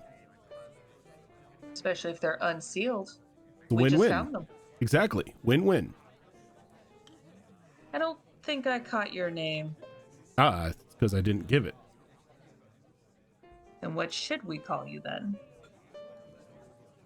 Names. It's best that you don't know mine, and it's best I don't know yours. Again, plausible deniability. What color tiefling are they? They're blue. Alright, blue. That works. No, that's copyright. Blue's in the other campaign. How dare you, madam? We already have a blue. You can call me Mr. Blue. No! Crossovers! Wow, you're really far south, Mr. Blue. Say, all right, well, is there a time frame then that you need these, and which direction shall we go? Sooner the better was always preferred. He pulls out a small napkin and hands it to you, and it's a very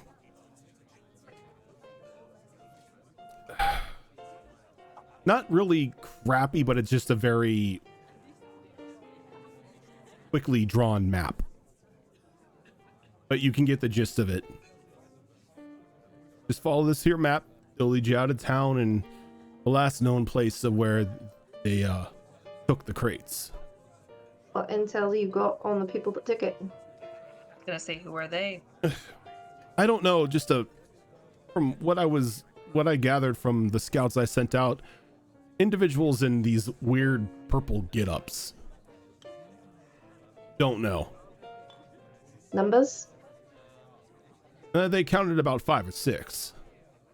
Strategies? This seemed to be a standard smash and grab. Did they kill or did they let them live? That I don't know. The Well, they scouts haven't been hurt. the scouts didn't see any of the carabineers, and I haven't received any sort of ransom for any of them. Right. Definitely something to look into. I give Janka an eye and be like, I think they're cult, maybe? Well, if they're all in coordinated little fancy colors, that is definitely my first guess. Sounds culty. Seems like there's a bit of a connection here. I would ask what's in the crates that has them so interested, but I doubt you'd give me an answer, so we'll just leave it at that now. I would be willing to provide a bit of information if you and your friends would be so kind to agree to help me. Well, you're in luck. We have someone here that can help make that decision a little bit easier, as I look over to Rory. I think the others would be in for it. Get out and stretch our legs a bit too, I'm sure. Coin would be good too. The connection. You seem fairly well connected here. I'm an entrepreneur. This isn't my home city. I get around from time to time. Business is very well at the moment. Though I'm thinking of packing up shop and heading out of here as soon as seeing as this grand hunt has taken all the business out to sea. Annoying, isn't it? Very much so. Especially when the individuals who were looking to purchase this contraband for me are no longer here.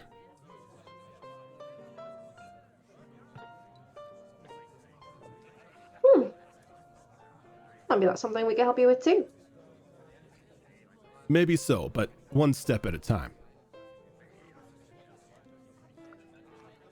Definitely think it's something we'd be interested in. I know a particular member of our group that would probably be interested once we mention matching robes. Well, colors. I know the rest will be happy just to make some coin. That's not going after the big fish. I will say this, though.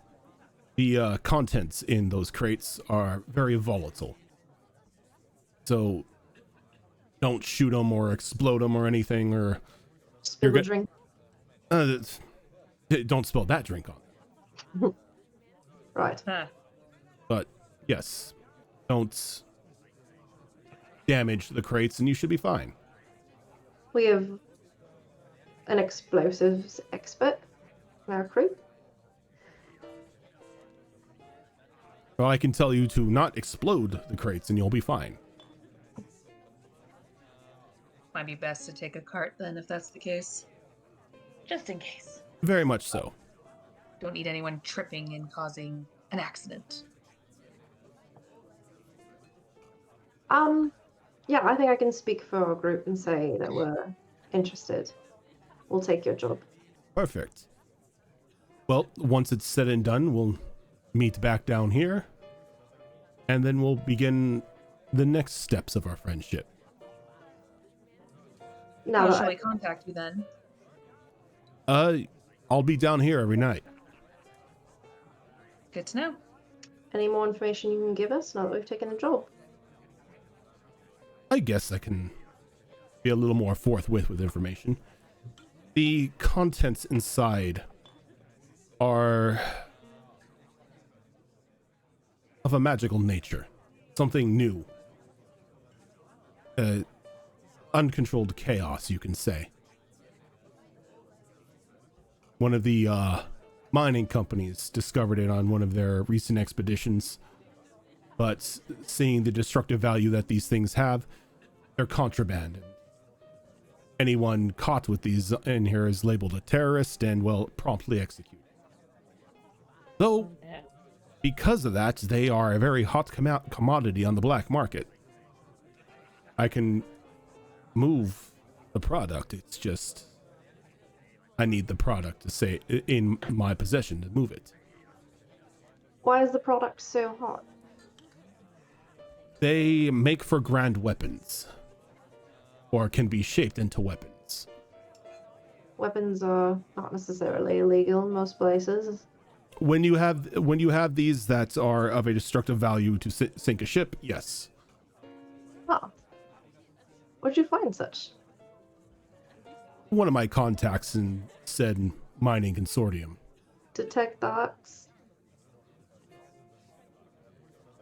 Are Yes, are you doing surface level or are you digging deep? surface level, because we're talking about the contact, so I'm hoping I can glean something. So what you glean is he is very relieved that you have taken this job. It's like you catch a bit of a hint that he was in a bit of hot water with losing this commodity, with losing the commodity itself, as if he didn't have it, he would be paying the price.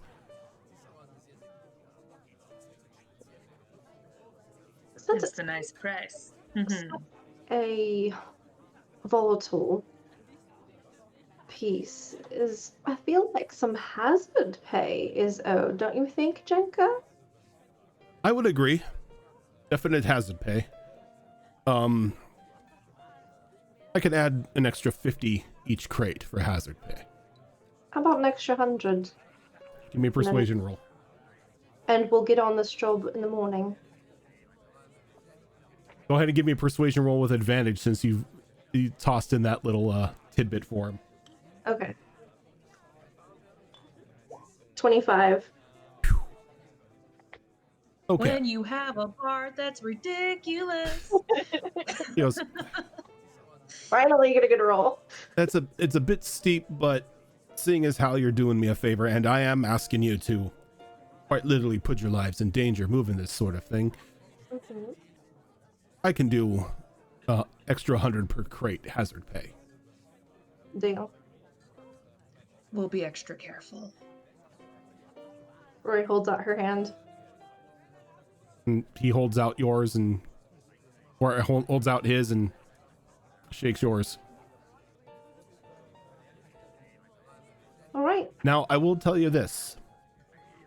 Those crates are marked. So if you try to double cross me or anything, you're not going to be able to move the product yourself. Understood. When the money's so good, why would we want to? To be completely honest. You would... It's something I have to say, given our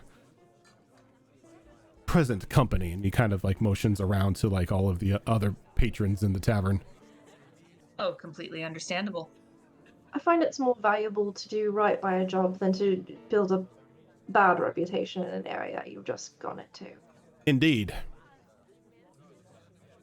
But if you do this for me, I could put you in contact with other of my clientele that may be looking for people of your talents. Perfect. We'll be in touch then. Okay. I think since it's already... because it's evening. Since it's already late, we will start probably first thing tomorrow. Of course, of course. Pleasure doing business. We'll see how it turns out. I look forward to hearing resounding results.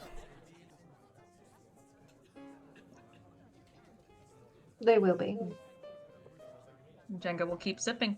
Okay. Give a nod. What's Shara doing right now? I just imagine chaos happening. Shara, did you drink that other one? Yeah, she's still drinking. I imagine, assuming whatever is about to happen doesn't go poorly for her, I imagine at this point she's like invited herself to some random table with people, and they're all like trading stories and laughing, being loud and drunk. Okay. If you're drinking that other blood of the elders, can you give me another Constitution saving throw? I sure can, with a nat 20 for 25. So you drink more of this, and as you're doing it, you're hearing these whispers. And for a brief moment, there's just like this quiet, tranquil. As everything comes crashing back into you. And you can hear the thoughts of everybody around you at this point in time. And it's just a jumbled mess. Ooh. That she was probably like mid-story when that moment hit. So like she's trying to talk over the things that she's hearing in her head. So the volume of her voice just keeps getting louder and louder and louder. And you have like this a bit of a battle with the voices and you shouting, and they quiet down. And since you've drinking 2 of these glasses for the next 24 hours, you can pretty much peer into the mind of anybody you can see. Don't like it. Don't like it at all. This is a Rory thing, not a Shara thing. You have complete control over it. I would love this. You can definitely control it because with that natural 20. But whatever was in that concoction has given you like a temporary psychic ability. It's probably going to be worth exploring after she sobers up a bit. Although I do also imagine that since she can control it, the drunker she gets and the more stories that she swaps with people, when she thinks someone is bullshitting her, she'll just like poke into their mind and call them on their bullshit and be like, no, it happened this way, and then tell them the actual way that it happened. Okay. I'm gonna roll here briefly for this. Okay, so when you start calling people out on their bullshit and like correcting them on how it actually happened, they kind of like look at your glass and they're like, oh, totally makes sense.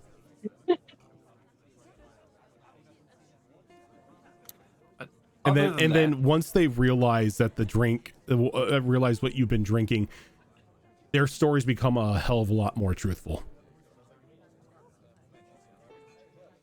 I'll stay with these like random people and continue to drink and continue to tell stories. Okay.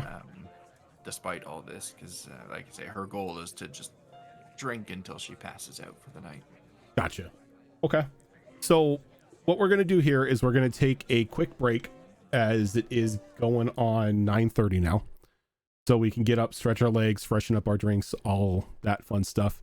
And when we come back, we will get with the other group to see how they're getting on with the town guard, trying to get information about this cult of whispers.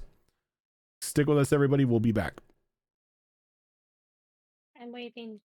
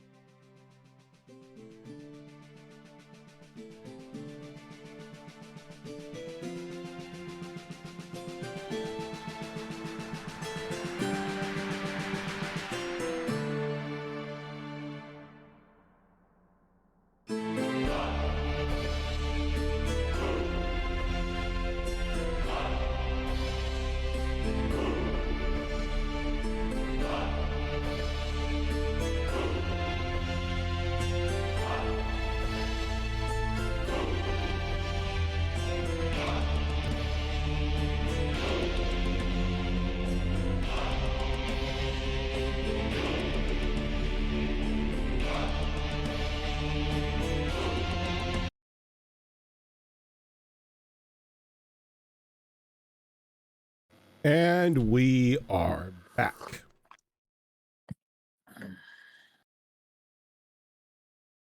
So, as all these drunken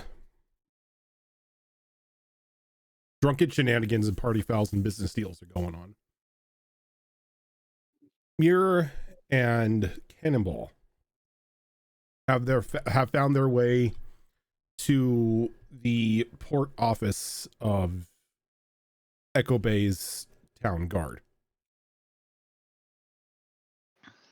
From what it looks like as you walk in, that they are all hands on deck. Like, as you're going along the streets, you must have come across about 10 or 12 different guard patrols checking on various taverns and eateries and whatnot, making sure that they are not selling any sort of alcohol, making sure that those who are like taverns themselves are closed for the night. And when you walk into the like the main office itself, it's very hustle and bustle, though there is thankfully somebody sitting behind the front desk, looking a bit overwhelmed at the moment.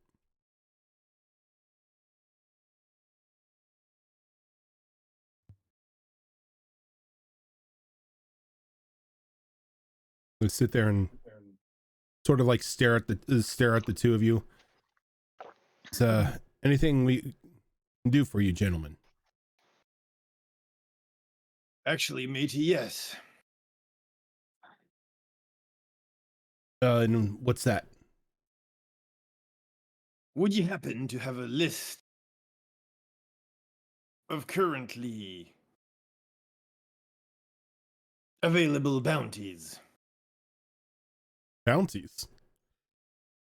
We don't necessarily post bounties here. I mean, most any bounties are given out to the Hunters Guild for first dibs. I don't have any active bounties here on my desk myself. You headhunters? Aye, matey. Sorry to say, gentlemen, that most of the bounty hunting that takes place in the city is put on hold for, well, obvious reasons. Quite aware, matey. But let's just say that when the current crisis passes, well, the early hunter gets the bounty, as one would say. Oh, indeed. But I would most definitely check in with the Hunters Guild once they're back and fully operational. They tend to put their skills to use for us, for those whom are capable. Guards cannot. Very well.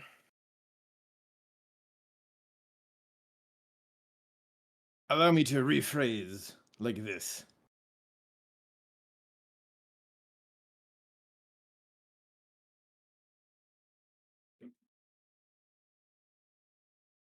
We'd be looking for a little bit more than the average debt skipper. Anything in particular? Well, let's say me crew and I tend to be more employed in ridding towns of criminal organization infesting them. So you take contracts against organized crimes in cities.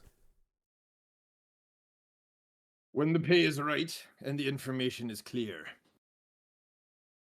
And not second-handed information that can or cannot be tampered with. Well, I mean, there is, we do pay for information in regards to anything that helps us close down illegal dens operating at night here in the city. Less than reputable gambling dens, your unlicensed taverns selling the illicit drinks that are often forbidden in more law-abiding establishments. Very well. What about trafficking, drug dealing, cults, that sort of nasty business? Well, anything that leads to the stoppage of importing or exporting of contraband is always smiled upon here, and we pay generously for that. Cult-wise, the only cult we seem to get in the city is the Whisperers, and they're more of a joke than anything. They just stand on street corners rambling their insanities and bothering patrons, but, you know, a swift kick in the ass gets them on their way. We haven't really had any sort of wrongdoings from them, aside from just loitering. They're harmless. They're, in my opinion, they're just a bunch of harmless lunatics that think that they hear the voice of their god, but it's all gibberish to us. Then you wouldn't happen to know which god that be. We can't make heads nor tails of anything that they say most of the time. We've honestly given up any sort of investigation on them. They don't harm anyone here. Until they start breaking the law, or until they start, you know, becoming violent, there's really nothing we can do about them. They're more a pest than anything. Hypothetically speaking, matey, and I do mean hypothetically, should I, by some chance, fall upon documentation that proves otherwise? Well, if I would think at that point in time, you have two options. You can act on the information that you get, or you can be a good Samaritan and report it to us. Good to know, matey. Thank you. And that'll be all. Was there anything that you wanted to ask? Not particularly. I'm really just here as muscle, if need be. Okay.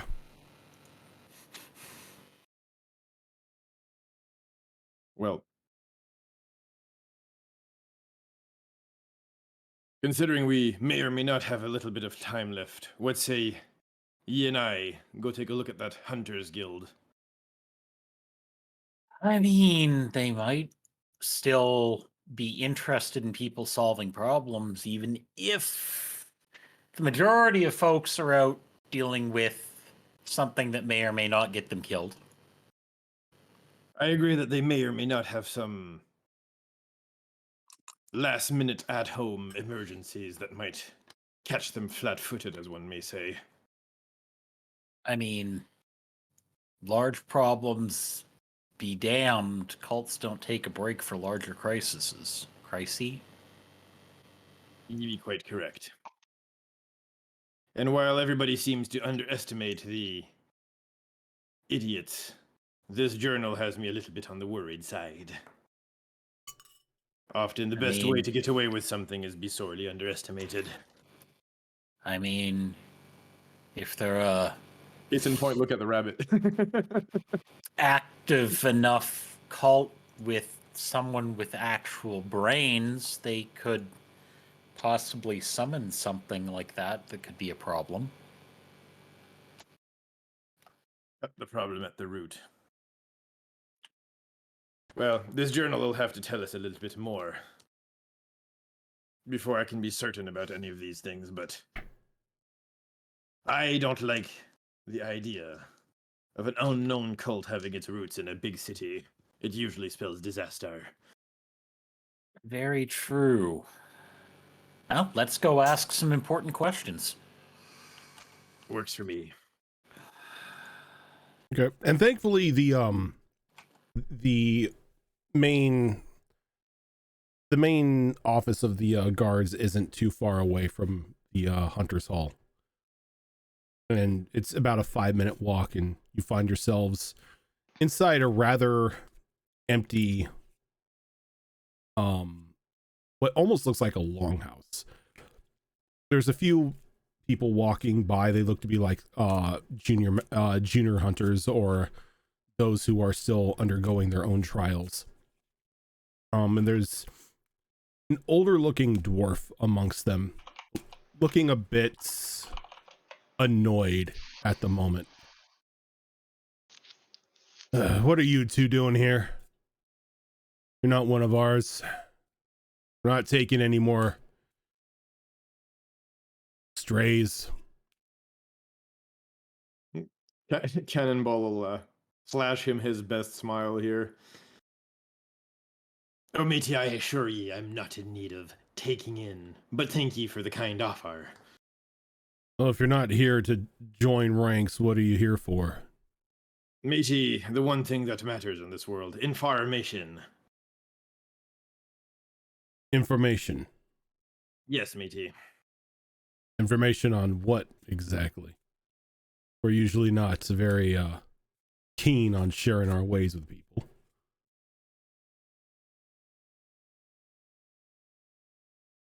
Well, seeing as how, and he'll look around the, longhouse right now, and then back to the dwarf. Ye seem to be a little bit on the, how should I say this politely? Well, ye seem to be lacking in arms.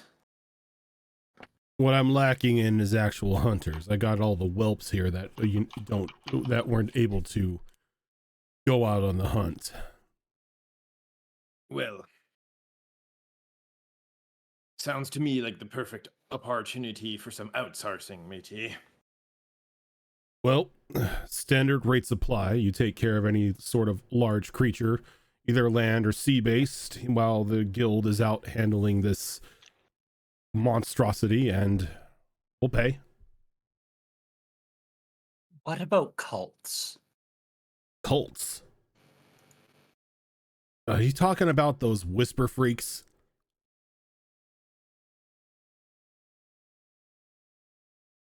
Among other possibilities, yes.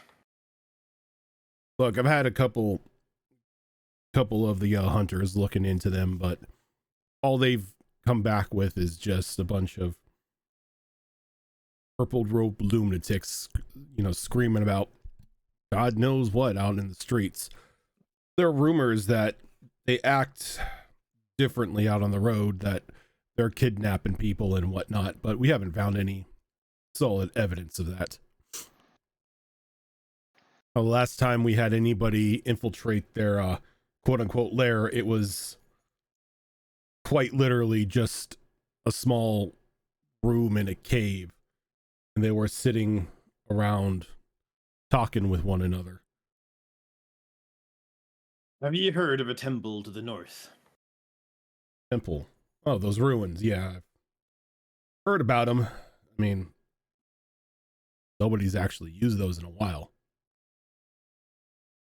And would ye happen to know where I may or may not be able to get information about what deity or manner of creature that temple was dedicated to? If I'm remembering correctly, it was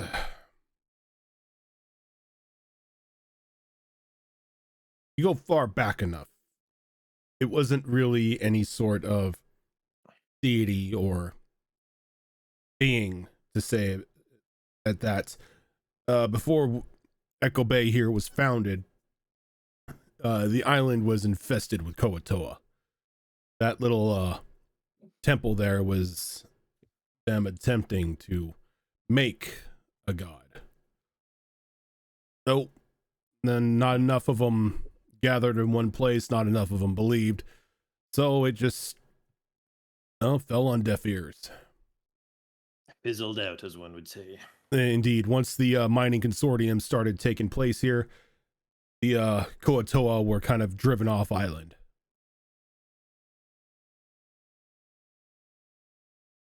So I believe they seem to have found a god now. Kind of sails out in the ocean, built a city on its back. I mean, if you believe the rumors. But I don't know. I haven't seen a Kuatoa for years.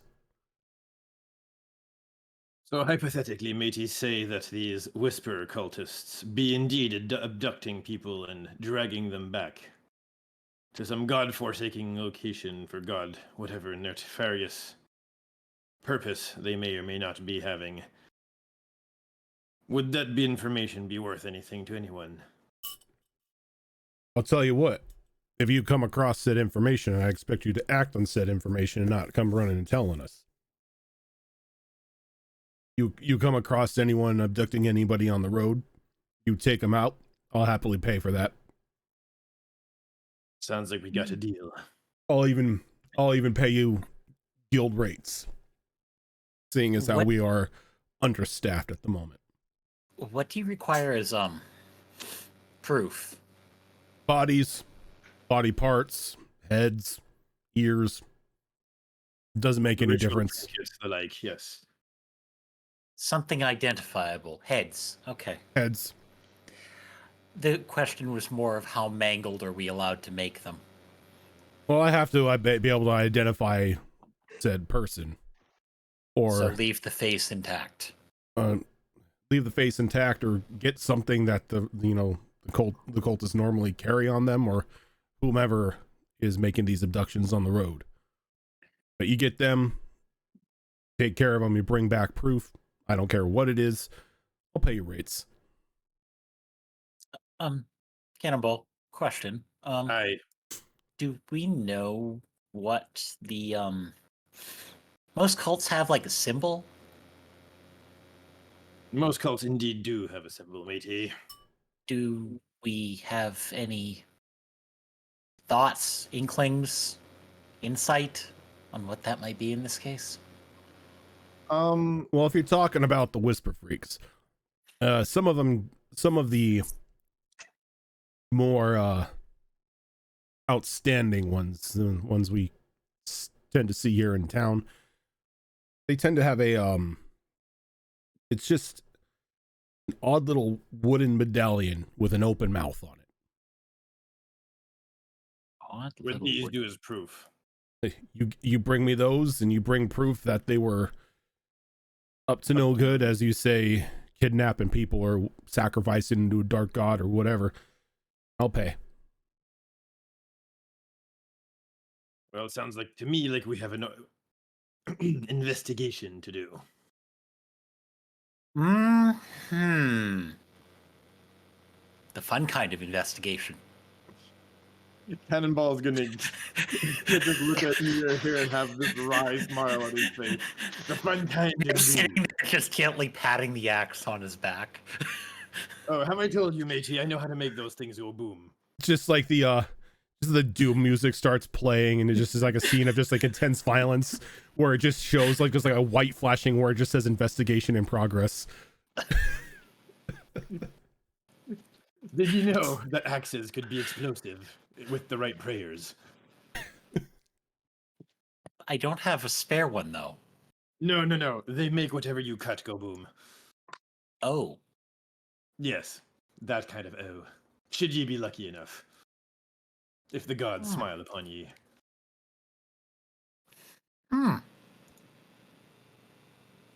You will have to explain more. We'll have some fun with that. Should we find anything worth, of course. Exploding cultists. Investigating. All right. So yes, I would assume here, of course, by your leave, Mir, that we'd probably start heading back towards the apartment at this point, correct? If you wish, yes. Or actually, did we still want to investigate the docks? Ask around. Wouldn't hurt. The more information, the merrier, and the happier that Rory will be. All right, let's go take a. Let's go dragging you around the docks here. All right. Is there anything in particular you're looking for in the docks? I mean, from my experience here, the docks are usually a good rumor mill, right? Sailors love to blab. Ideally, if anything, love to talk. Right? Especially when rum is involved. A little bit of rum is involved. And the thing is, right, here we are looking probably for rumors of kidnapping, of people having disappeared on the road and never made it back to town. Supposedly, quote unquote, bandit attacks, but where, no bodies were found after the attack. That sort of rumor that would indicate that maybe something nefarious may or may not be afoot. Okay.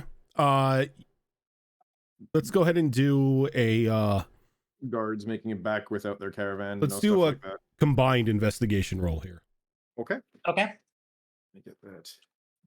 The heck is my investigation? Where is it? There we go. So for me, right. So I'm going to use a quick cantrip before we do that. Okay.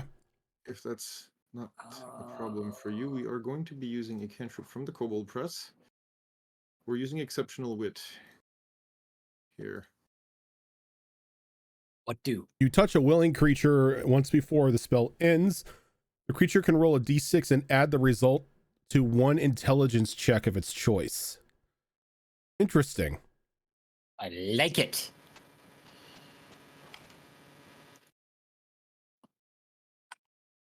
So if at all the same to you, I think we would probably both...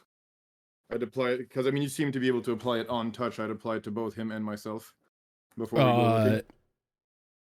It's a concentration, so you can only cast it once. Okay, no, it's one, so one of us only. Okay, well, we'll add the 1d6 to our combined roll, I guess, in that case. Sorry, you're right, it is concentration, might be. Yeah, I need investigation rolls from both of you. I'm just gonna, it's like a pass-fail sort of thing here. Yep, so yeah, no, 15, and the d6 gives me an extra 4, so that's a 19 on my end. Nice. And a 17 on my side, so Perfect. there you go. So... as you get down to the docks, you kind of feel like it may be a bust because the only people that seem to be walking the docks at the moment are those gear-born type creatures, the humanoid, like the humanoids that have like the human head stretched over, like the metal skull, and just like the robotic turnkey bodies. But you do. Interesting enough, you do find one who is not only willing to talk with you, but they give you information pertaining to not really sort of like inconspicuous murders or anything like that. Just recently, there have been quite a few sailors from various ships that just haven't reported back for duty after shore leave had been up, and it was just, at that point in time, it was always, just assumed that they either got cold feet or they found another line of work or they found something that made them want to stay on shore. Though every one of these incidents, they never seemed to be seasoned sailors. They were always new blood. They were always somebody who was either coming back from like their first or second voyage, or it was somebody who had just signed on to a ship, but they never arrived when they were due to set out to sea. And it's people just who wouldn't be missed. Exactly. Per se. People who wouldn't be missed. Like, it's like, oh no, I lost somebody that I only had for one voyage. Not a big deal. It's a loss in funds, but it's not like you're losing a seasoned sailor of 20 years. The guy signed up in the tavern last night, but just never showed up this morning. Yep. Maybe he got drunk and signed up, and then when he woke up and went, "What was I thinking?" Yeah, I hate the water. Why am I doing this? Well, so, it'd be a good thing that we be sailors on our first voyage, then, right, matey? That's just convenient. Be it not.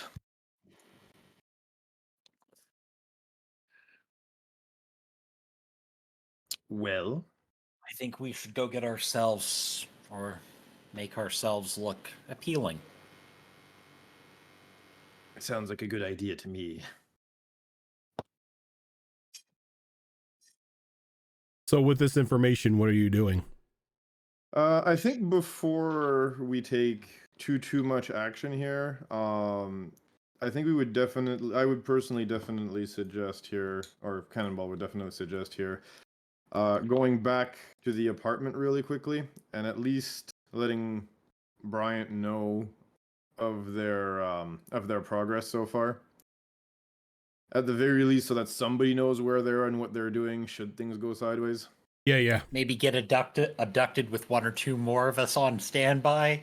You know, not get abducted alone. Maybe set up a sting instead of trying to solo it. We'd like to be Following into the abducted trap, as a you know? group. Okay. I'd rather set the trap than fall for it.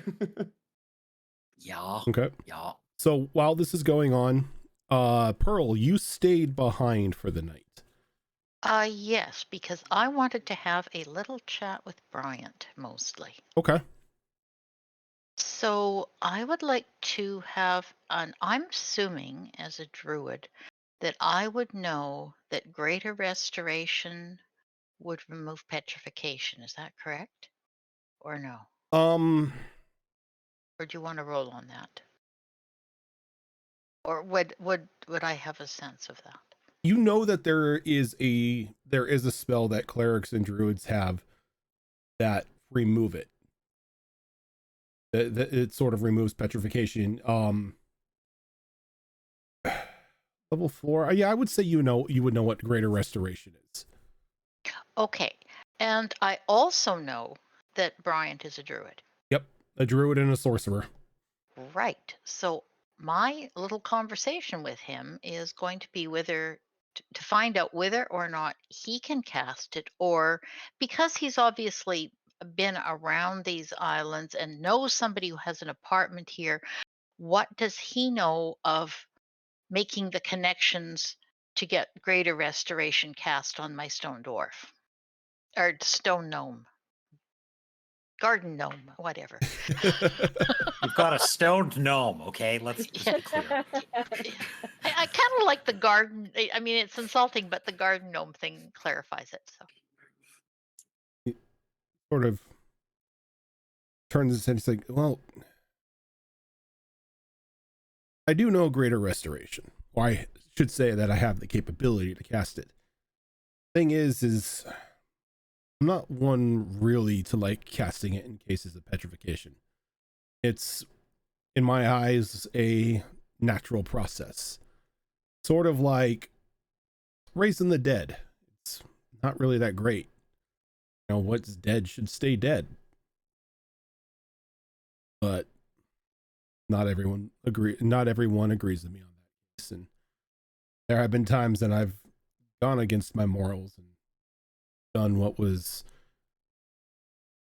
I was convinced was the greater good. Why you want that dwarf captain taken care of? well, the gnome actually. Oh, my bad. Small, gnome. short, not as chubby as a dwarf. Well, I don't really feel that he died a natural death. I mean, he looks terrified. And from what we can gather, Death is a terrifying thing. yes, but I mean, he was alive, he was threatened, and then he was turned to stone. Just so that this Vanfir entity could take control of his ship. And it doesn't sit well with me, Brian. It just doesn't. And I just feel that this gnome might have a lot of information that could be very valuable to us and help solve some of these or answer some of these questions. I have so many questions, and to be very honest, I'm really getting tired of getting everything painted with black squid ink. It's not a pleasant thing to wake up to. And wouldn't assume it is. The dreams and the voices. I mean, none of this sits well with me at all. So you're thinking that this individual should be brought back so you're able to fill in holes in what happened to the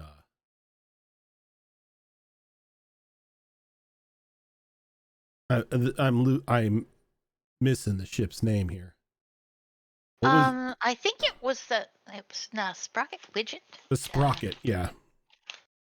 Yeah. So you're looking to fill in any holes as into the Sprocket's history and what exactly happened to this Vanver person. Well, I mean, it may or it may not. I don't know what he knows, and I think he's going to be extremely distraught when he finds out that, in fact, he did go down with the ship, but he didn't go down with the ship, as it were. Um, so, I mean, he's not going to be very happy on many counts. I don't know how well this is going to go, but you know, in some ways, I feel like maybe he's been given a second chance, and maybe I'm wrong. I appreciate, as a fellow druid, what you're saying about, something should stay dead, but I just, as I say, it doesn't sit well with me, and if he could help in some way to sort this out, and I don't, it's hard for me to accept that someone who was my mentor was such an enemy of my grandfather that my grandfather had him taken all the way to the edges of the world, as it were, and tied to a tree and left unconscious. It I feel very badly about that, and I don't understand it, and my grandfather never said anything about it. Like, I just really feel there's a lot of things going on here that I'm very naive about, apparently. And who's the evil one here? Is it my grandfather? I hate to think that. Or was it Vanfear and I was being deceived all this time? How valid is my training as a druid? I have so many questions. Do you think that this statuesque captain, to say, would be the one to provide this information to you? I mean, you have brought up that reviving him may be a punishment, that he technically went down with the ship as a captain should, but now he's brought back from a petrified state, shipless, crewless, and all those he commanded are now dead. I don't know how dedicated this individual was in regards to their position as captain. Was it just a job at your grandfather's company, or were they a captain that was very traditional? But was this not the ship that took Vanfair and left him on the island? And if it was, this captain has to answer to me because he did something horrific to my mentor. Well, now see, you're getting into a vendetta. Well, I wouldn't say it's a vendetta, Bryant. I mean, he just has to. I don't want to necessarily punish him, but I think he has some answers. He has to answer these questions if he can for me, because I. Now the question is being, are you willing to go to certain extents to make him answer? Because judging from his journal entries, while he did have questions of it himself, he did follow through with your grandfather's orders, and he did not mention it to anyone. Is he a loyal sailor? Is he a loyal captain? If that's the case, and we bring him back and he's not willing to share the information with you, what then? Then I think it would be very interesting to send him back to my grandfather. Because I'm sure my grandfather will want a lot of answers. Well, again, I mean, you're going I don't down. want to. You're going down the road of threats here, and not to be Well, no. not to insult her in any way. That's more of a Rory playbook. Well, perhaps, but I mean, I'm not going to. I don't. For me, I don't really want to threaten him. I have questions, he will have to choose how he wishes to answer them. That in itself may say a lot. And Well, I presume that if he is a loyal captain, he would willingly go back to tell my grandfather what and had that, happened. but that would also put us in jeopardy, would it not? We're supposed to be technically dead at the moment. If he got word to your grandfather that you're with another crew now, that could paint a big target on you. Oh boy. I knew that you would have all sorts of different angles to this, Bryant, which is why I wanted to discuss it with you. I mean, I could have just snuck around and found, spent the 100 gold out of my savings and found a less reputable cleric who would have done a or a restoration. But Well, let me think on this. if But if you are hard set on it, I will help you.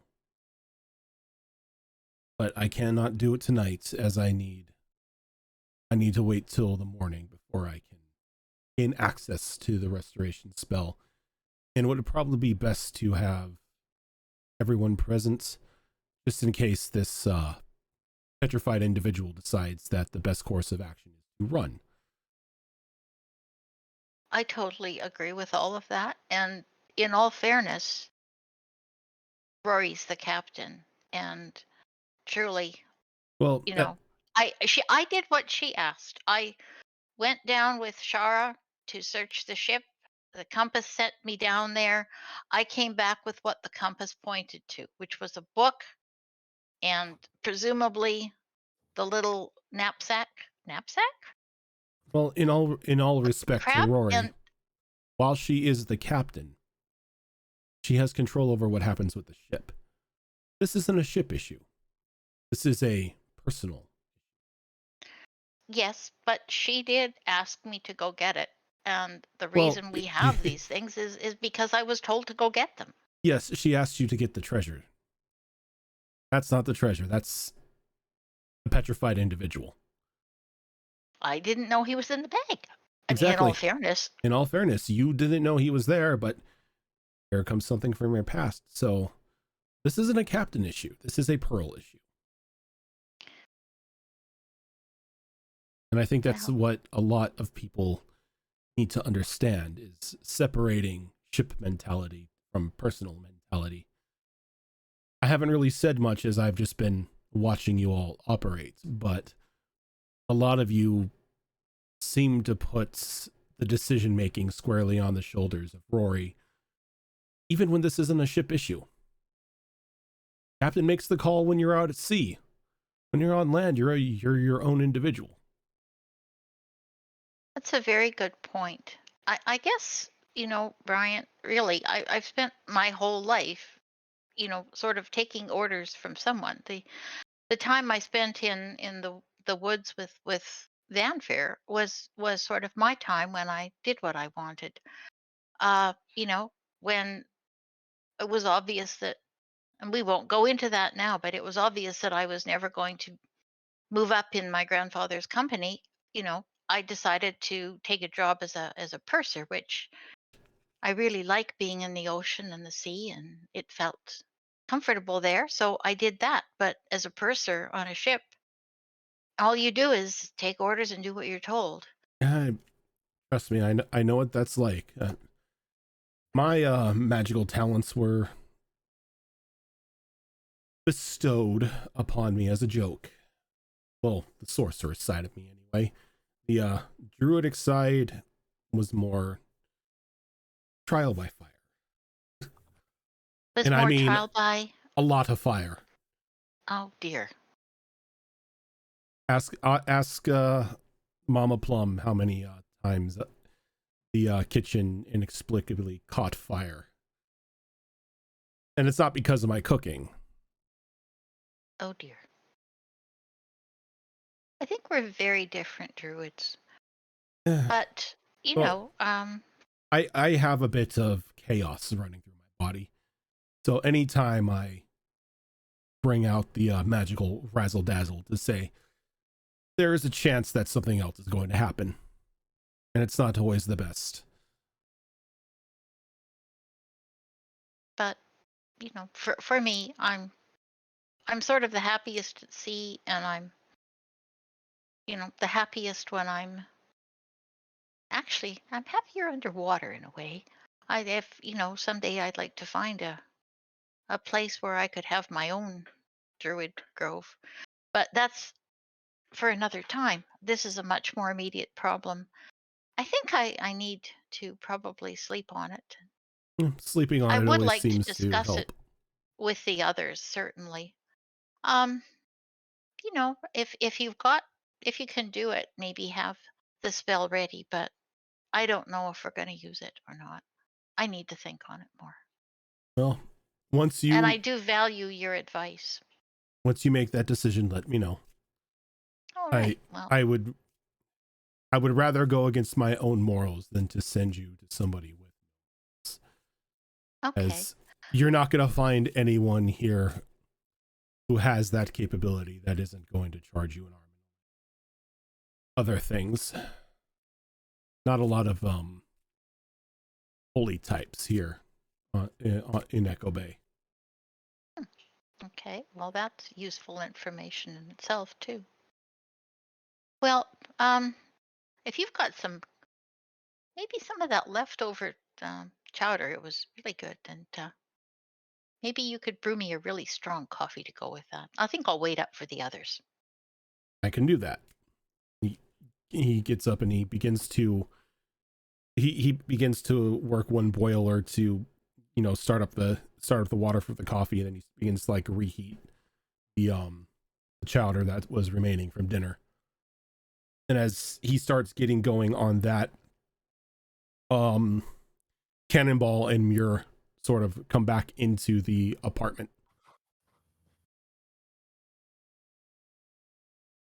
Well then, that was a productive little stroll, wouldn't you say, Muir? You gentlemen find information? Oh, plenty of it, matey. Or at least relevant information, I guess you could call it. And we have a plan in how to possibly find who we're looking for. Interesting. We just have to get abducted. I really need to stop being so surprised with this group. You come up with the weirdest ideas. Can I get either of you anything to drink? I mean, I'd never say no, matey. The abduction thing, that's interesting. I've never met somebody who willingly gets kidnapped. I probably worded that badly. I think Cannonball can explain better. I worded that badly. I'm sorry. Well, matey, let's put it in a more let's develop the idea a bit more here. That was a little too synthesized. Pearl's going to take a big bowl of the chowder and the coffee to the table and motion everybody to sit down with her. Long story short, matey, these cultists seem to have been abducting people, and if there's one thing ye and I both know about cultists is when people start to go missing, bad things seem to happen. Oh, goody. I was just hoping they were just some ragtag sort of goofy guild, kind of like what Rory was saying, sitting around in a circle, braiding each other's hair, talking in whispers. One does not exclude the other.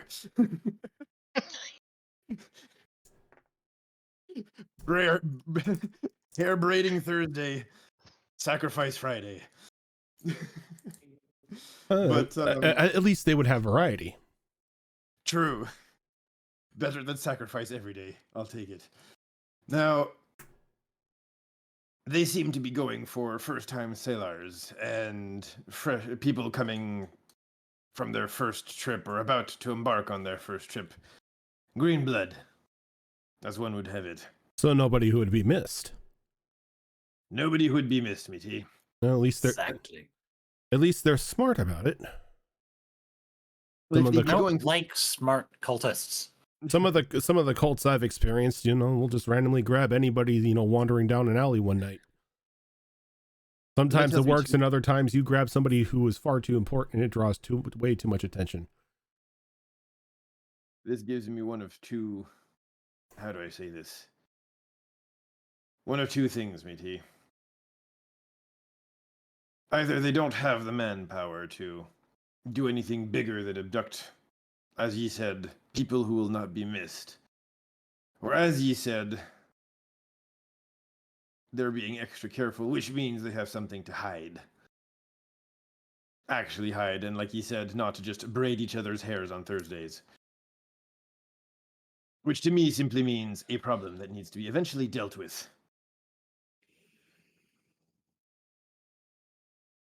Well, if they are sorry. actually doing this and abducting people, I would be in full agreement that something needs to be done about them. So is the Hunters Guild. There's a decent bounty in place. Yeah, we find proof of wrongdoing and then eliminate them. They must be desperate. Normally, a guild won't take any aid from outsiders, but I take it the Grand Hunt is sort of made it to where they're running on nothing. Go ahead, sorry. It sounds like the person we talked to agrees that while everyone is out, cults don't take a break when everybody is out of sea. This logical. Actually, matey, if I was some crazy blood-sacrificing cultist, which I am not, to be clear. This would be the time to do everything? Aye. When the guards are busy patrolling taverns and the Hunters Guild be busy at sea, well, if I had something big planned, this be when I would do it. Sort of the cats being away and the mice getting to play. Or braiding their hairs on Thursdays, yes. And the more that you say it, the more that I'm going to be convinced that that's what they do. That's what the guildmaster said at the Hunters Guild, too. Cannonball's gonna wave the little journal and say, I'm sure there's plenty in here. I've simply not had the time to fully decode it yet. I can give it another stab, but it'll take a bit of time.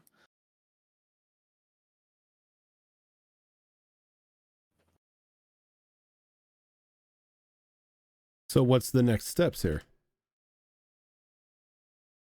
That be indeed the questions. I mean, the rest of the crew seems to be out. How much trouble they're getting into? Well, if we know Shara, probably a lot of drinking and the occasional bar fight. Oh, Rory this time. And as you mentioned that, like, the rest of the group begins to like pile on back in to the back into the house.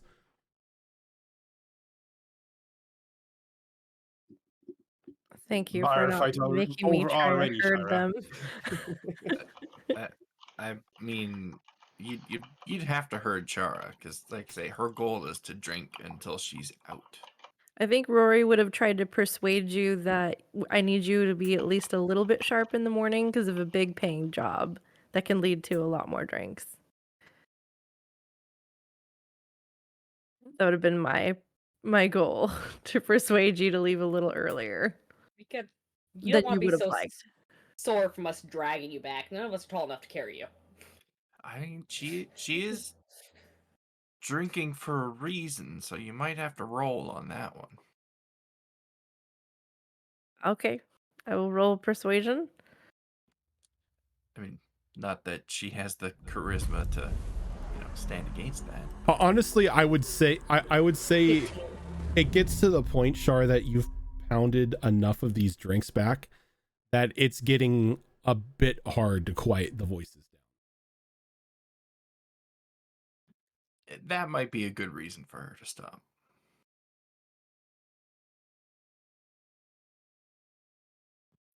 and my nat 1 is also a good reason for her to stop. So, And my Convince me. 18 persuasion. I'm very persuasive. You don't feel good. You don't look good, Shara. Let's just.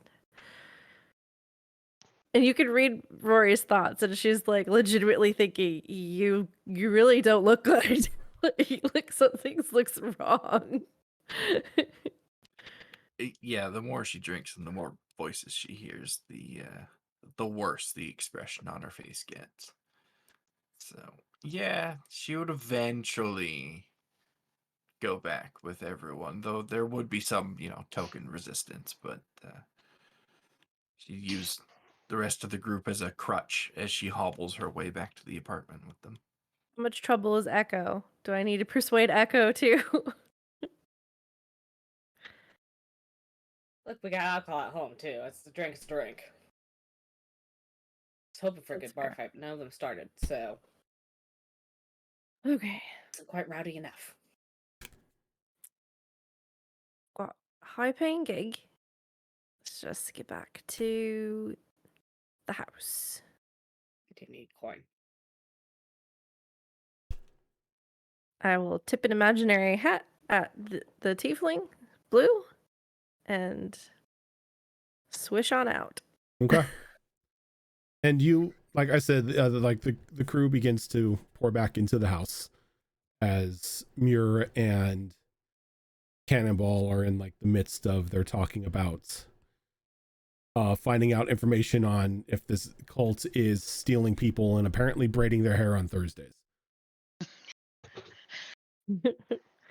I knew they did it. I knew it. You got One does not proof. exclude the other. No, it's kind of like the opposite of hazing. It's a welcoming ceremony. So yeah, I guess we walk in. A cult that does a welcoming ceremony. Those be the most nefarious ones. So as you walk in, Take the wig off and start wiping off some of the makeup as I sit down. I need do we have some wine anywhere by any chance? I can get you a glass. Thank you. Anyone else need anything while I'm up? Would you happen to have a little bit more of that crab dish Oh, lying around? I have plenty. I will warm you up a bowl. That'd be very swell of ye, matey. Appreciate it. He begins to get like anything that you guys want. He just gets you your drinks and then gets you your food. I will share with the group as we start eating and drinking around the little table. That we all need to get a good night's rest because we've got a job in the morning, and I just explain I explain the cool shit that Jenka did, but I'm going to avoid talking about the blunder that I happened to led to that in my retelling. I'm just gonna say that someone didn't, I'm gonna basically say that I accidentally started a fight and Jenka helped me finish it. Or persuade them otherwise. And that led to this conversation with the tiefling and the job and how then I'll share like Jenkins and my suspicions that we think that they're connected to the cultists because of the purple robe thing. Jenka, do you let the story stand, or are you gonna like interject? I make you sound really cool. How cool. I'm a bard. Also, do we get a verse, a full ballad? Yeah. I mean, who also couldn't talk her way out of getting attacked, but Fine. I will roll. Roll a performance check. Now I've lost. I roll badly one night, and I've lost all confidence in my party. 25 performance. I mean, she's talked you. 14. Or no, wait. It was a 25. It was a 25. I accidentally hit it twice. So yeah. she's talked you up pretty good. I'm gonna flip a coin real quick. Okay. All right.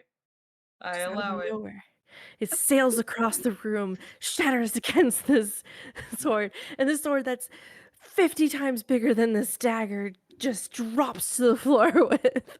I just go into this retelling of how like cool nonchalant Jenka just looks afterwards and how like amazed and shocked everyone in the tavern looks and how the pin could have dropped with the silence in the room and all that stuff. I just kind of give Jenka a little hidden wink of thanks. Yeah. Only downside is you wasted alcohol. But it was good times. She Noted. gives you a smirk of just like, I will remember this. But yeah, I share the job, and so I'm sure that triggers something to Cannonball. Do you share what you guys found too? We don't think we need to necessarily rehash all of our stuff again. No, at I mean, yes, 10:40 we'll at night. share, and Cannonball will definitely add when you mention that it might be tied into cultists. He'll definitely latch onto that hook in the conversation to add what we've found about the cultists and the fact that they're potentially abducting people, that they're smart enough to keep the people who won't be missed. That we did go around the docks. We checked with everybody that the guild and the guard are willing to pay and take act and approve of us taking action, provided they are actually up to no good. And that, considering you said that cultists potentially stole the goods you guys are looking for, we might actually be able to hit, two ducks with one stone, as it were. I love getting paid multiple times for one job. All But we have my to do is get favorite kidnapped. I don't know about the kid. I mean, it's an interesting angle. We can definitely workshop that, but we need to be prepared. I feel baiting them into a trap is probably a good idea. However, if their home base is that hidden, there could be something to allowing ourselves to get caught, or at least allowing some of our party members to get caught and take it. From the information I got from the journal and most people involved, it seems like they be hiding out in temple ruins to the north. All right. So maybe risking our people isn't the best call if we already have a location. Well, Maybe stealth is better if we can sneak up on them. be the temple right next to what our artillery support from the ship may or may not be also a plausible consideration. That might draw too much attention. Ye be the captain. Are you suggesting we fire on the temple with the cannons from the ship? Should we be over our heads, yes. I feel like that could be a little hard to avoid us in the area if we're there. Again, matey, it depends on what we find and what we have to deal with. I mean, we could have them in the area. Fire some signal if necessary or something. Yes. But bombarding this, a lot of attention grabbing there. Mir's absolutely lost in the concept of doing so. Right. It's like, get to fire on a temple with the cannons. Right, Russian. Fire on the explosive contraband, yes. Yeah, I think What Rory can emphasizes possibly go that wrong? again. That are goods. It'll be spectacular. Right? Let's plan call B is that we take plan out the C. cultists, we bring back the boxes, we seize the real estate. I mean, Why there would there we can't be need a cult to on the use- island if the island is no longer there. True. I'm not really interested in a random temple on the side of the island and ruined. No. If I want real estate, let's buy something If in you town. don't want it, matey, I'll take it. Sure. Have fun. Many thanks. You can decorate it in all the tentacles you want. Oh, come now, matey. I have a little bit more taste than that. She raises an eyebrow. He rolls his eyes. Okay. Tentacle and explosions. Right. Cannons and True. Thank you. Does anyone else have anything to share? Otherwise, we should probably get some sleep. Um, just an aside, this may not be the time, but would we be interested in unpetrifying the gnome in the bag? You have a way of doing so. Feel free. Doesn't bother me any. Well, but is this the right time to do it? Perhaps we have too much on our plate right now? Oh, you're the one with a personal stake in the gnome. I honestly don't mind if he remains a garden ornament, or we bring him back to be screaming and freaked out over where am I? What's going on? Where is everybody? It's annoying, but He's we can deal with just it. not going to be a garden ornament. I want to make that perfectly clear. It's just not appropriate. You're right. Sorry, that was rude. But I'll put a pin in that, I think, for now. I mean, we could put him on a pedestal instead. It's a bit more No, honorable, right? No. Okay. Feel putting a pin in him may be damaging, matey. That's a figure of speech, Cannibal. I wouldn't stick pins in him. My apologies. Very well. He can stay in the bag. He keeps the crab company. I'm unfortunately unable to get rid of a curse of this magnitude. Well, it's yeah. I had a chat with Bryant about that, but I'm really not. You know, there's a lot of things to think about, and this perhaps is not the most timely time to do this. It's your But call. there may be a time when we want to. Well, if ye need the help, matey, I be here. Well, I think what we'll need the help for, perhaps, as Rory points out, is where it's going to be a very unhappy gnome. Unhappy or very confused? All of the above. Whenever you're ready to interrogate him, I'm happy to do so. That's kind of another part of it that I'm a little worried about, which is why I'm going to think on it. No matter to me.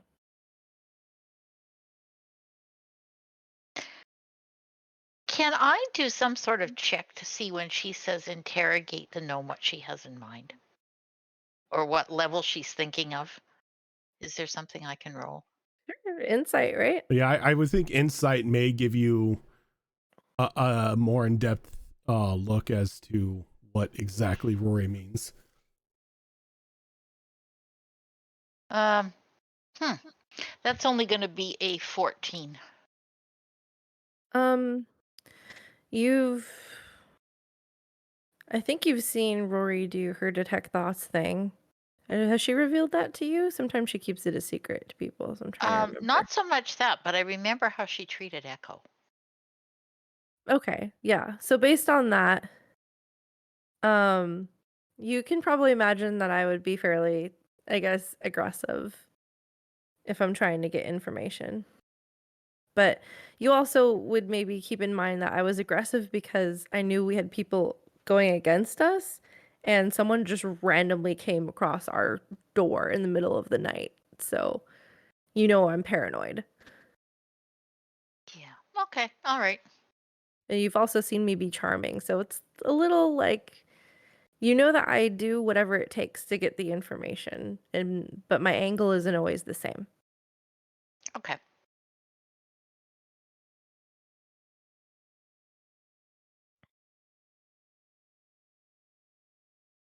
All right, so you got your plan of action in order here?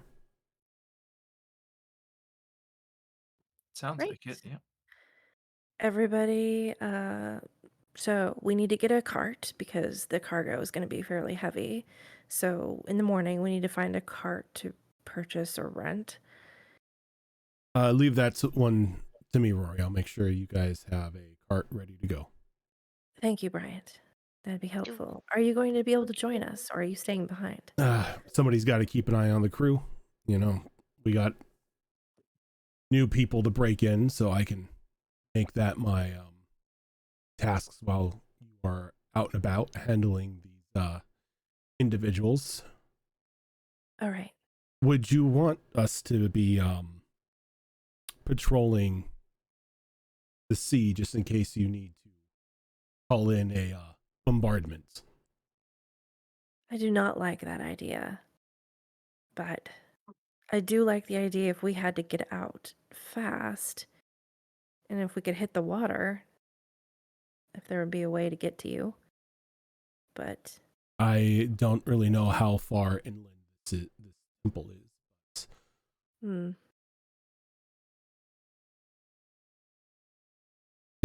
Does anyone here know where the temple is at? Cannonball seemed to have an idea. I just have a map of a location of this ambush, but And can I see the map? The first thing to verify, matey, would be whether that location of the ambush is anywhere to the north, since the temple seems to be located in that direction too. I lay out the map that was drawn. Yeah, and it's like on like a little crappy cocktail napkin. Well, I've seen worse maps. From the looks of it, it is due north.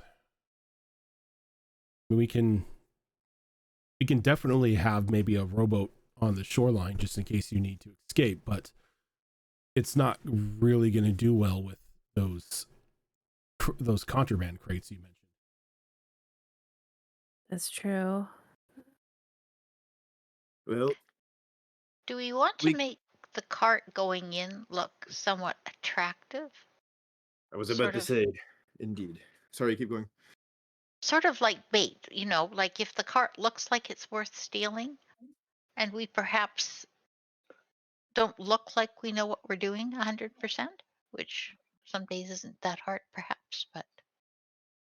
No, I can definitely work some disguises.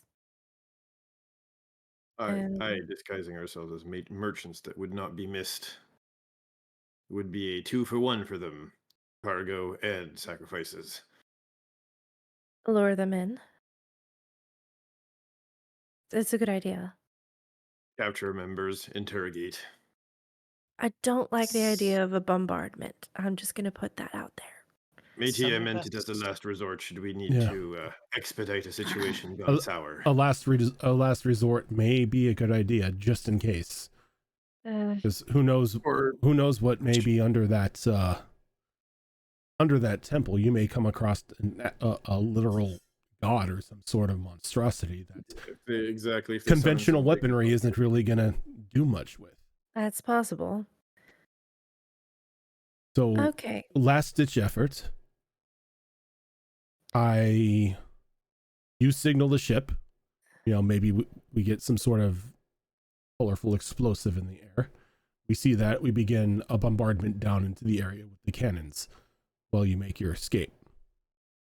I mean, it's not really much of a guarantee for the contraband you're trying to pick up, but you at least get out alive. All right. You've all convinced me. And then I will have a couple crew members out on the shoreline with a rowboat just in case you have to make an escape that way. All right. But I'm hoping that we can actually make it out with this cargo because in addition to payment, I think we make good with some of the underground here and we could get some future jobs or information. We don't make good on this job, we look real bad. What if, and go with me on this one, we send a couple crew members with you. You locate these containers, these crates. They load them up onto the cart itself, and they stow away with the cart, making their escape.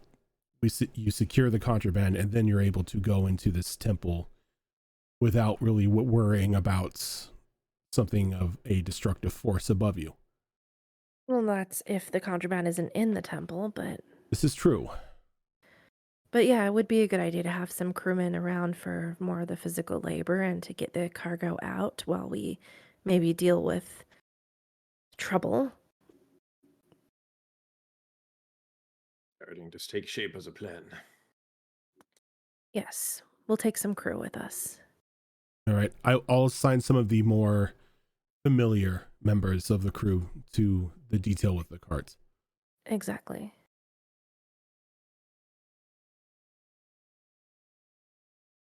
Okay. Anyone else have anything to add, or shall we get some shut-eye? Yes. Should we beat or defeat any cultists with proof of their nefarious actions, feel free to grab any cult emblems or symbols or whatnot. The guild will pay for us having rid the coast of criminals. And do you describe it to us?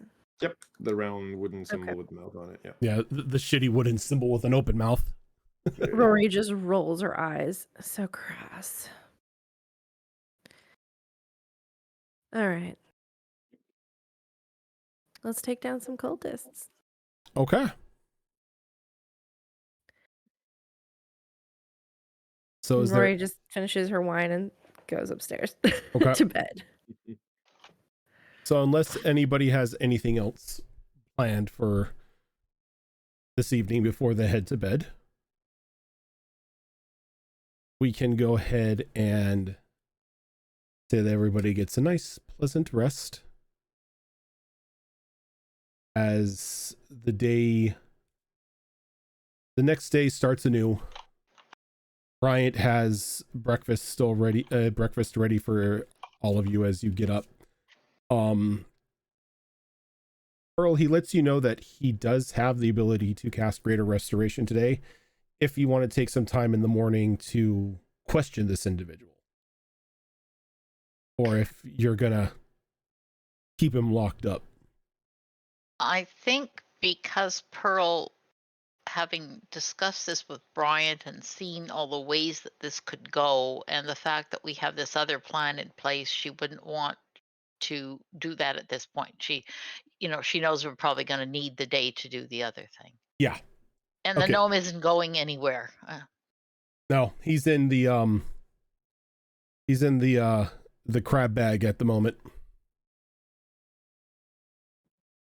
And Shara actually probably gets up earlier than usual that morning to just go for a bit of a walk around town, get some fresh air, clear her head after a heavy night of voices and drinking. Can you give me a wisdom saving throw?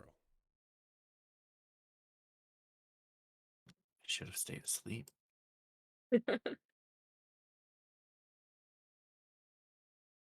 15. 15. Okay. You're good for now. Question, how many drinks did she knock back last night? I mean, she would have just kept going as long as they were there. So, Give me a number. we'll roll a d6 and let that decide. Gotta at least be 2.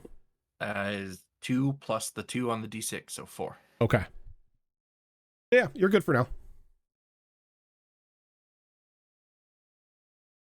When you wake up, you do find a couple of these little black eel-like, not eel, but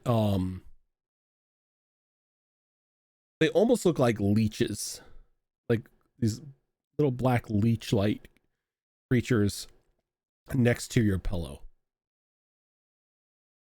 Oh no.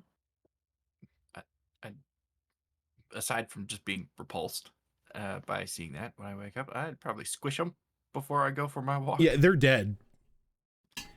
Just to make sure. Just give them an extra squish. Sort of like when you see a still bug in the room and you're not sure if it's dead or not, so just in case, squish it. Exactly. Okay. And when you step on them, there's a bit of like this gray-like liquid that sort of seeps out of them a bit. Real quick, looking around, is anyone else awake at this time? I know I'm getting up a bit earlier than how normal. early are you waking up?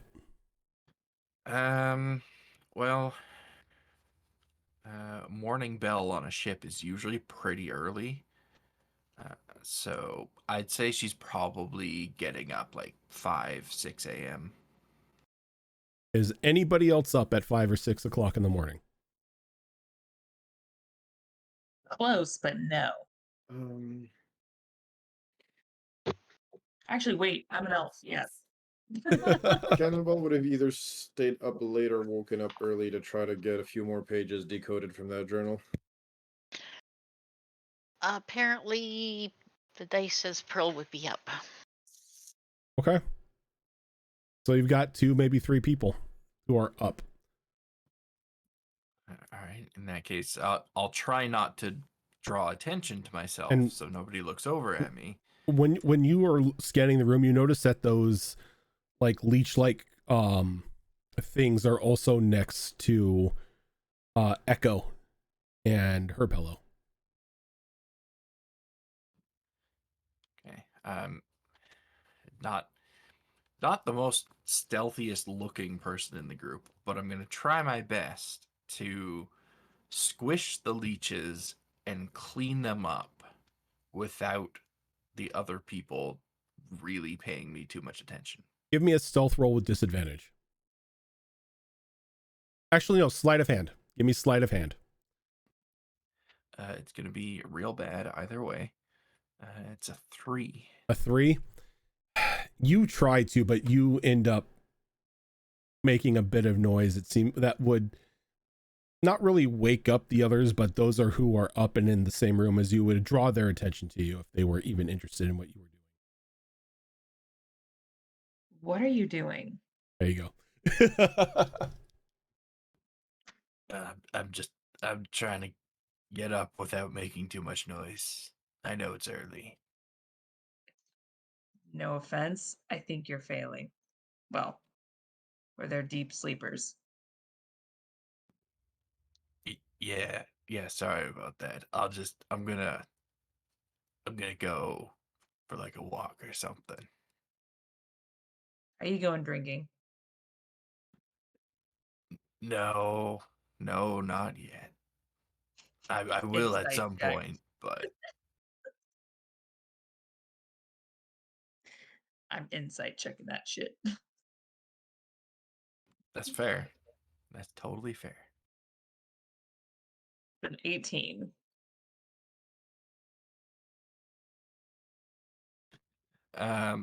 Yeah, I totally did not roll that high, but she is being honest. She's not going for a drink. There's obviously something amiss in the way that she's acting and speaking, but it's not in line with the previous deceptions you've seen her attempt when she wants to go drinking.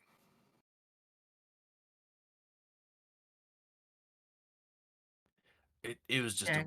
a long night. I need some fresh air. Right.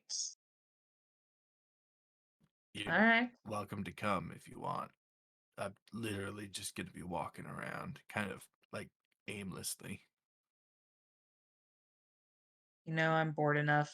Yeah. Wouldn't mind walking around. I'll come with. All right. I guess try not to wake the others like I almost did. Okay. Right. So, Pearl's busily trying to find things to make coffee, so she's not really interested. Brian's already got the coffee going. Well, then she's probably having coffee with way too much honey and sitting reading one of her books or something. Okay. So, as everyone's day gets situated and you wake up, Echo, can I get a wisdom saving throw from you? Sure. 13. 13. Okay. You're good for now. How many of those drinks did you have?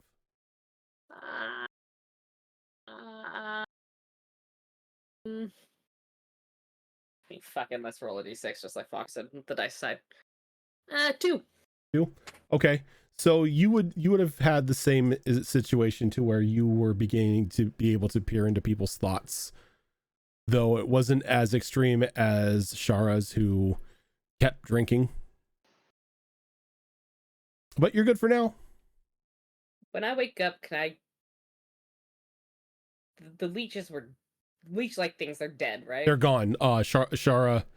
Oh, Shara picked up all of them. Okay. Shara picked them up. Yeah. Okay, I thought she just picked up hers. My bad. No, she was trying to clean up all of them. Okay. But we'll talk about it later. My misunderstanding. So I'm just going to, use my standard Irish coffee. All right. So everybody gets situated. Breakfast is served. People go on walks. Leeches are cleaned up, and Bryant lets you know that the cart has been assembled and is ready to go. They Esteban and a couple of other crew members will meet you at the north gate of town. He is going to head out as soon as breakfast has been served and eaten, and he's giving you the information as he's going to begin getting the rest of the crew ready to take the ship out to sea to make sure that they are in position with the rowboats on the shore and them out there just in case they need to do a bombardment. Rory, he hands you this small, it almost looks like a blue egg. All you gotta do, stab it, throw it in the air, and we'll know you need help. Magic? Pyrotechnic. Firework. No need to worry about, it setting off any magical detections or anything like that. So stab, throw? Throw.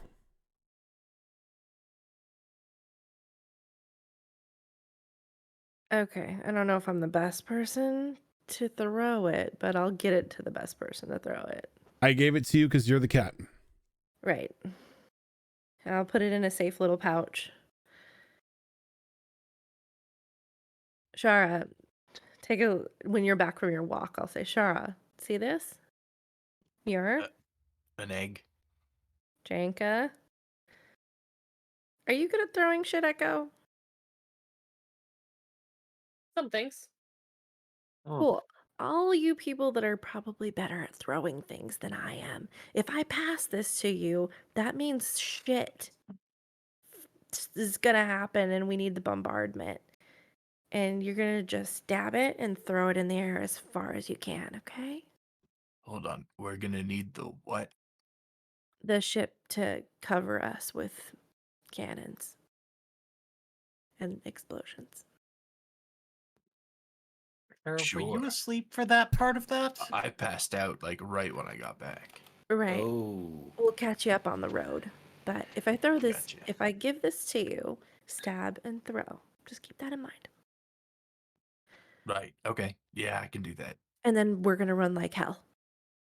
I assume you mean throw up, not throw at. Good distinction here. Throw up into the air. Not to eat it and then throw it up. Just being real clear here this morning.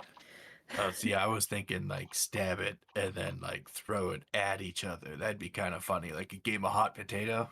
That's what I was thinking. Instead of it being a hot potato, it's like a cannonball from the sky. Yeah.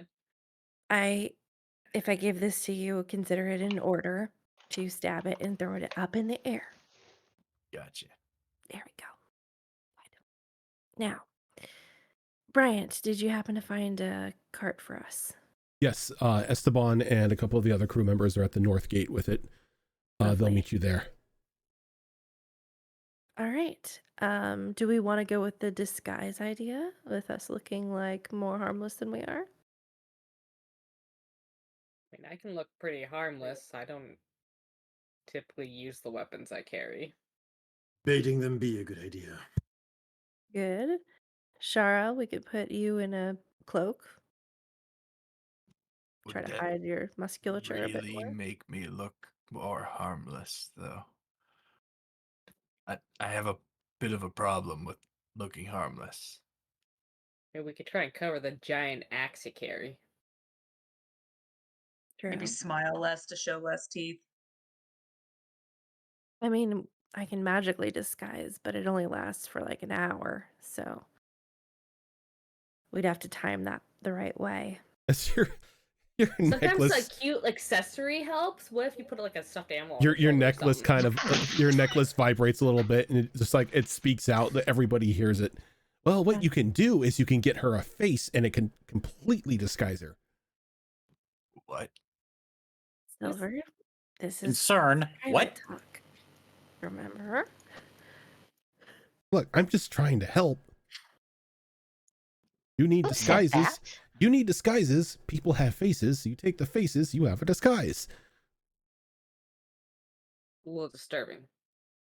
Where's that voice coming from? And yes, No matter. Don't worry about it. No, that sounds like something we should worry about. Is there a graveyard nearby? That's not making it better, Rory. Yeah, These are your heart's in the right place, dear, but it needs to be fresh. You don't want to Okay, be a funeral home. Anyone say funeral? No, I'm getting red blood. Brian's like, well, one of the churches they use for like a bit of a morgue until the bodies are ready to be buried, but good luck getting in there. Perception check to see if I can figure out where the voice is coming from. Sure. That's an idea.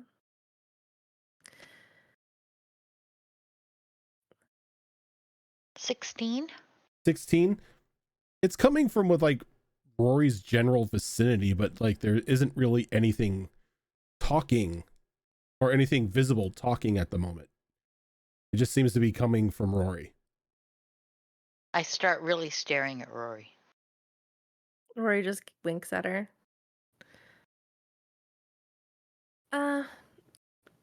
All right, I think that idea is going to take too much prep work, but I know, and I'll keep it in mind. Thank you.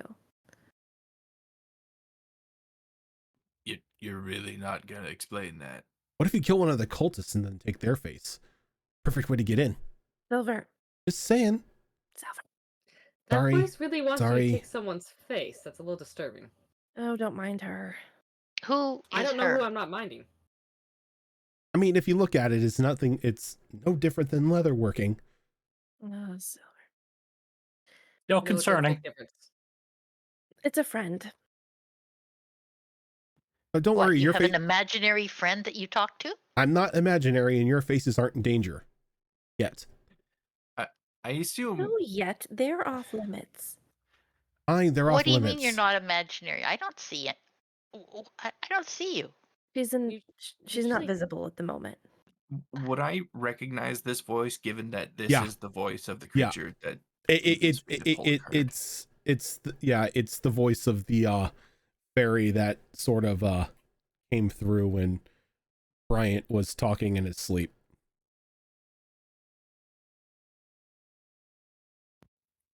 Rory, I think you gotta explain some stuff to us. Oh, do I? Like, I know that this thing is like tricky and shit, but like, why is it trying to tell you to take someone's face and put it on me? Don't question my teaching methods. I'm pretty sure that's exactly what I just did. And what do you mean by teaching? It's I am a fey teacher. magic. And it is fey Silver. magic. Silver, we need to discuss boundaries and when you should not talk. What's boundaries? That sounds like Faye. Do not talk around strangers, please. At But least. these aren't strangers, they're our friends. If Yes, you're gonna that is talk true. to us, at least talk to us face to face. Well, I kind of am. Poor choice of words, Shara. Well, you're talking to our faces, but we can't see your face.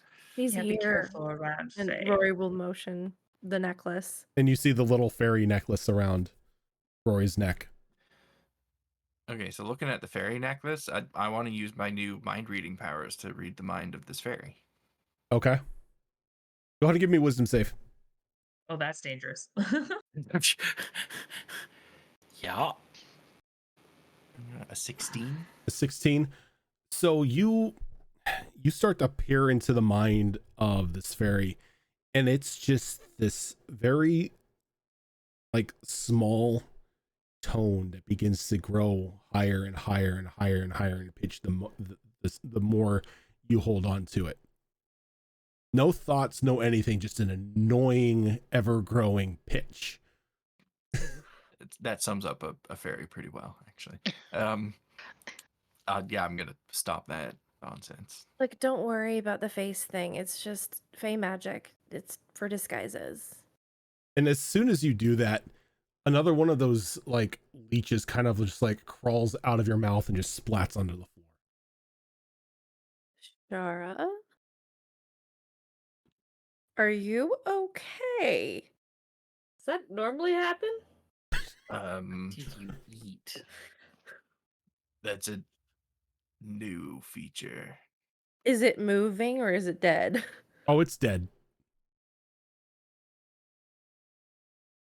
Oh, I must have eaten something weird last night. It's fine, probably. Like, I feel fine, so probably nothing to concern ourselves too much with, but I am keeping an eye on it. Also, I was reading minds last night, and I don't like it. oh, you were. How were you Yeah, but reading like it was minds? everybody all at once. Are you sure And you then didn't it like you wasn't. Thinking you were reading my. Oh, okay. So like think something right now and I'll tell you what you're thinking. Okay. Rory starts thinking of a very complicated ballad that she learned years ago. Both of you give me a wisdom saving throw. Both of us? And it's in Oh, both Elvish. of them. Okay. Both of them. It's going to be another 16. What about you, Rory? Oh, I need a wisdom saving throw? Yep. Oh.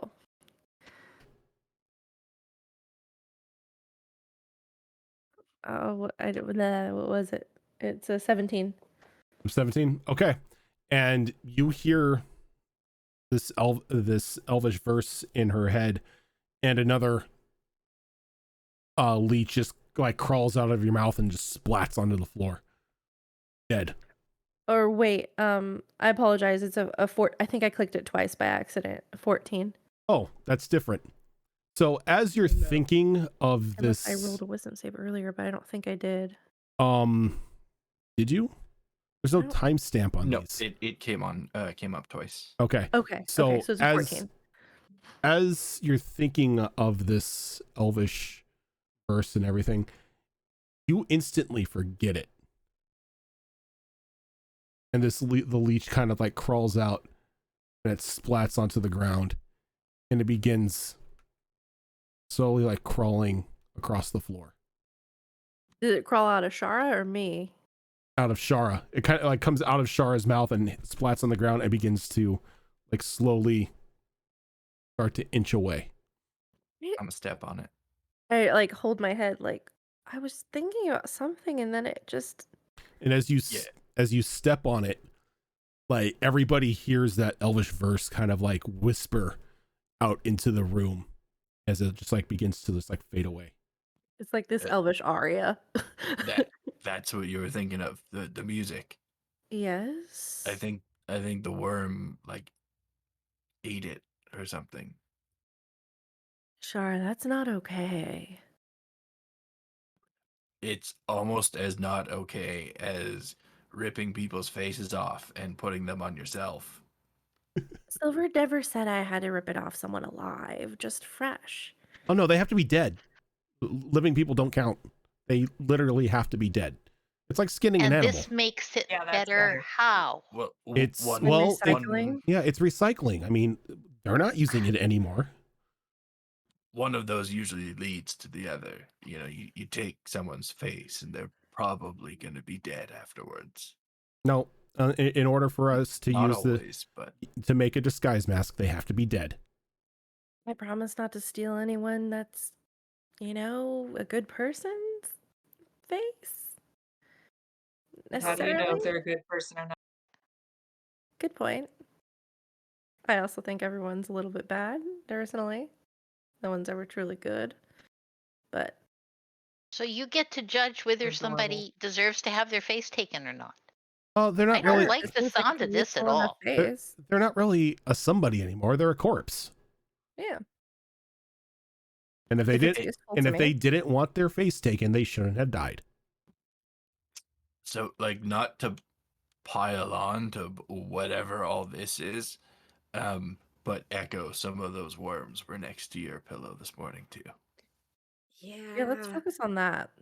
I did hear the voices last night. I thought it was just the drink. But if you heard the same thing, It was not good. I mean, I don't think it was like nefarious voices or anything. It was just what people were thinking, but like all at once. Although eventually I could kind of, tune it, but not good. the longer I talk to y'all are in some weird shit. You take Not by people's choice. faces. I've never taken a face yet. Just to be You're clear. going to be taking people's faces. Same It's Not a difference. physically, anyway. possibility is all. That's I like to yet. keep my options open.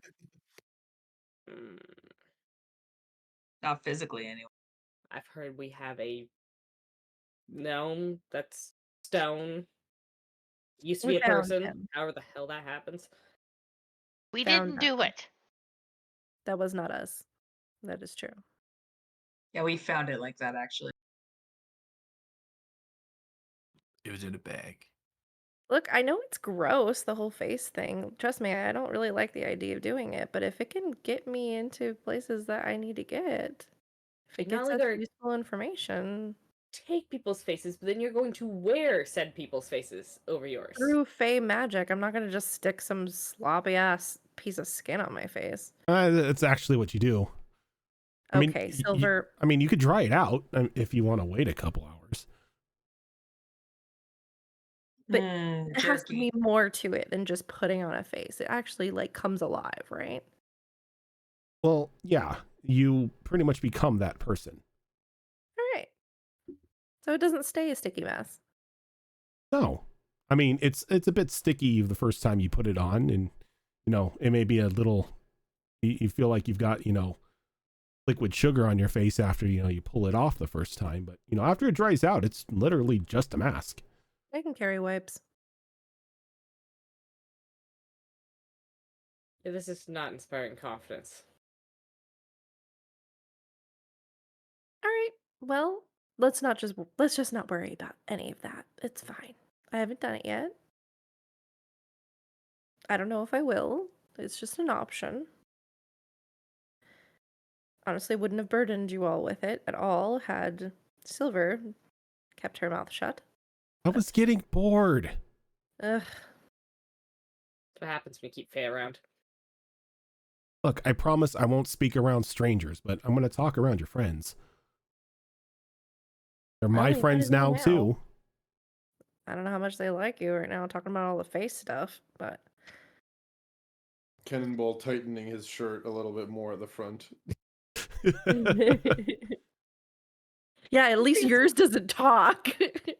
I mean, Interrupt you. Got to make sure that giant eyeball in the middle of my chest isn't freaking sticking out. it, All right, so are we ready to go? Are we trying the disguises? And no, Silver, we don't have faces. Well, So I do it the have hard way. faces. Why are we disguising ourselves? Well, there was an idea to make ourselves look more helpless, more like victims to be attacked Like by the Martians. cults. Attract them. Turn their trap on them. I mean, we could just rub some dirt on us and put on some raggedy cloaks. That is what I'm referring to. All right, then. Sounds like a plan. Shara is just a little bit more difficult, but I thought maybe if we make you look hunched, maybe give you a cane to walk with, put a cloak over you. Yeah, I guess I can like slouch a bit and walk with a limp or something. Yeah.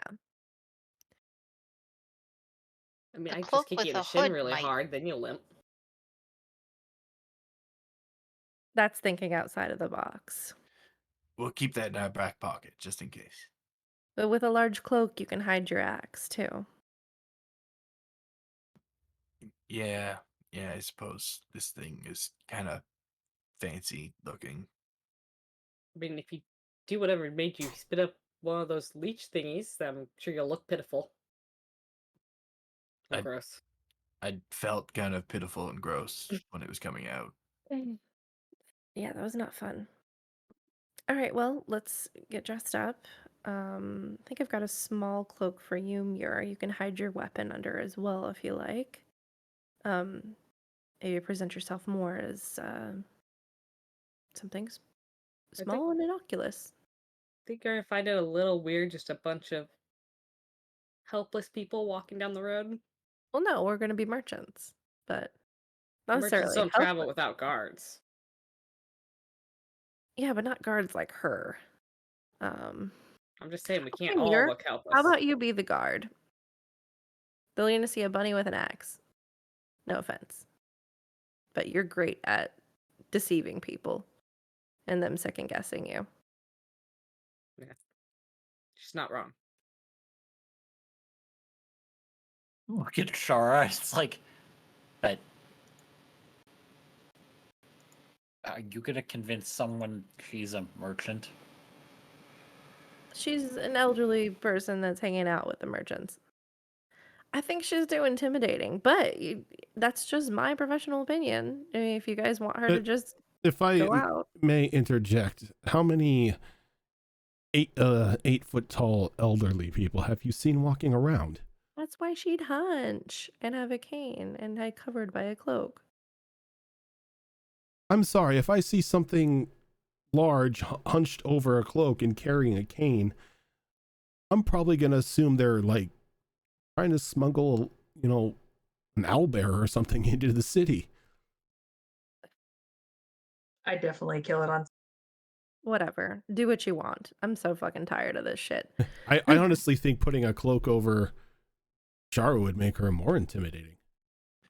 Hey, wait a minute. We're taking a cart, right? Why don't I just hide in the fucking cart? Got a point.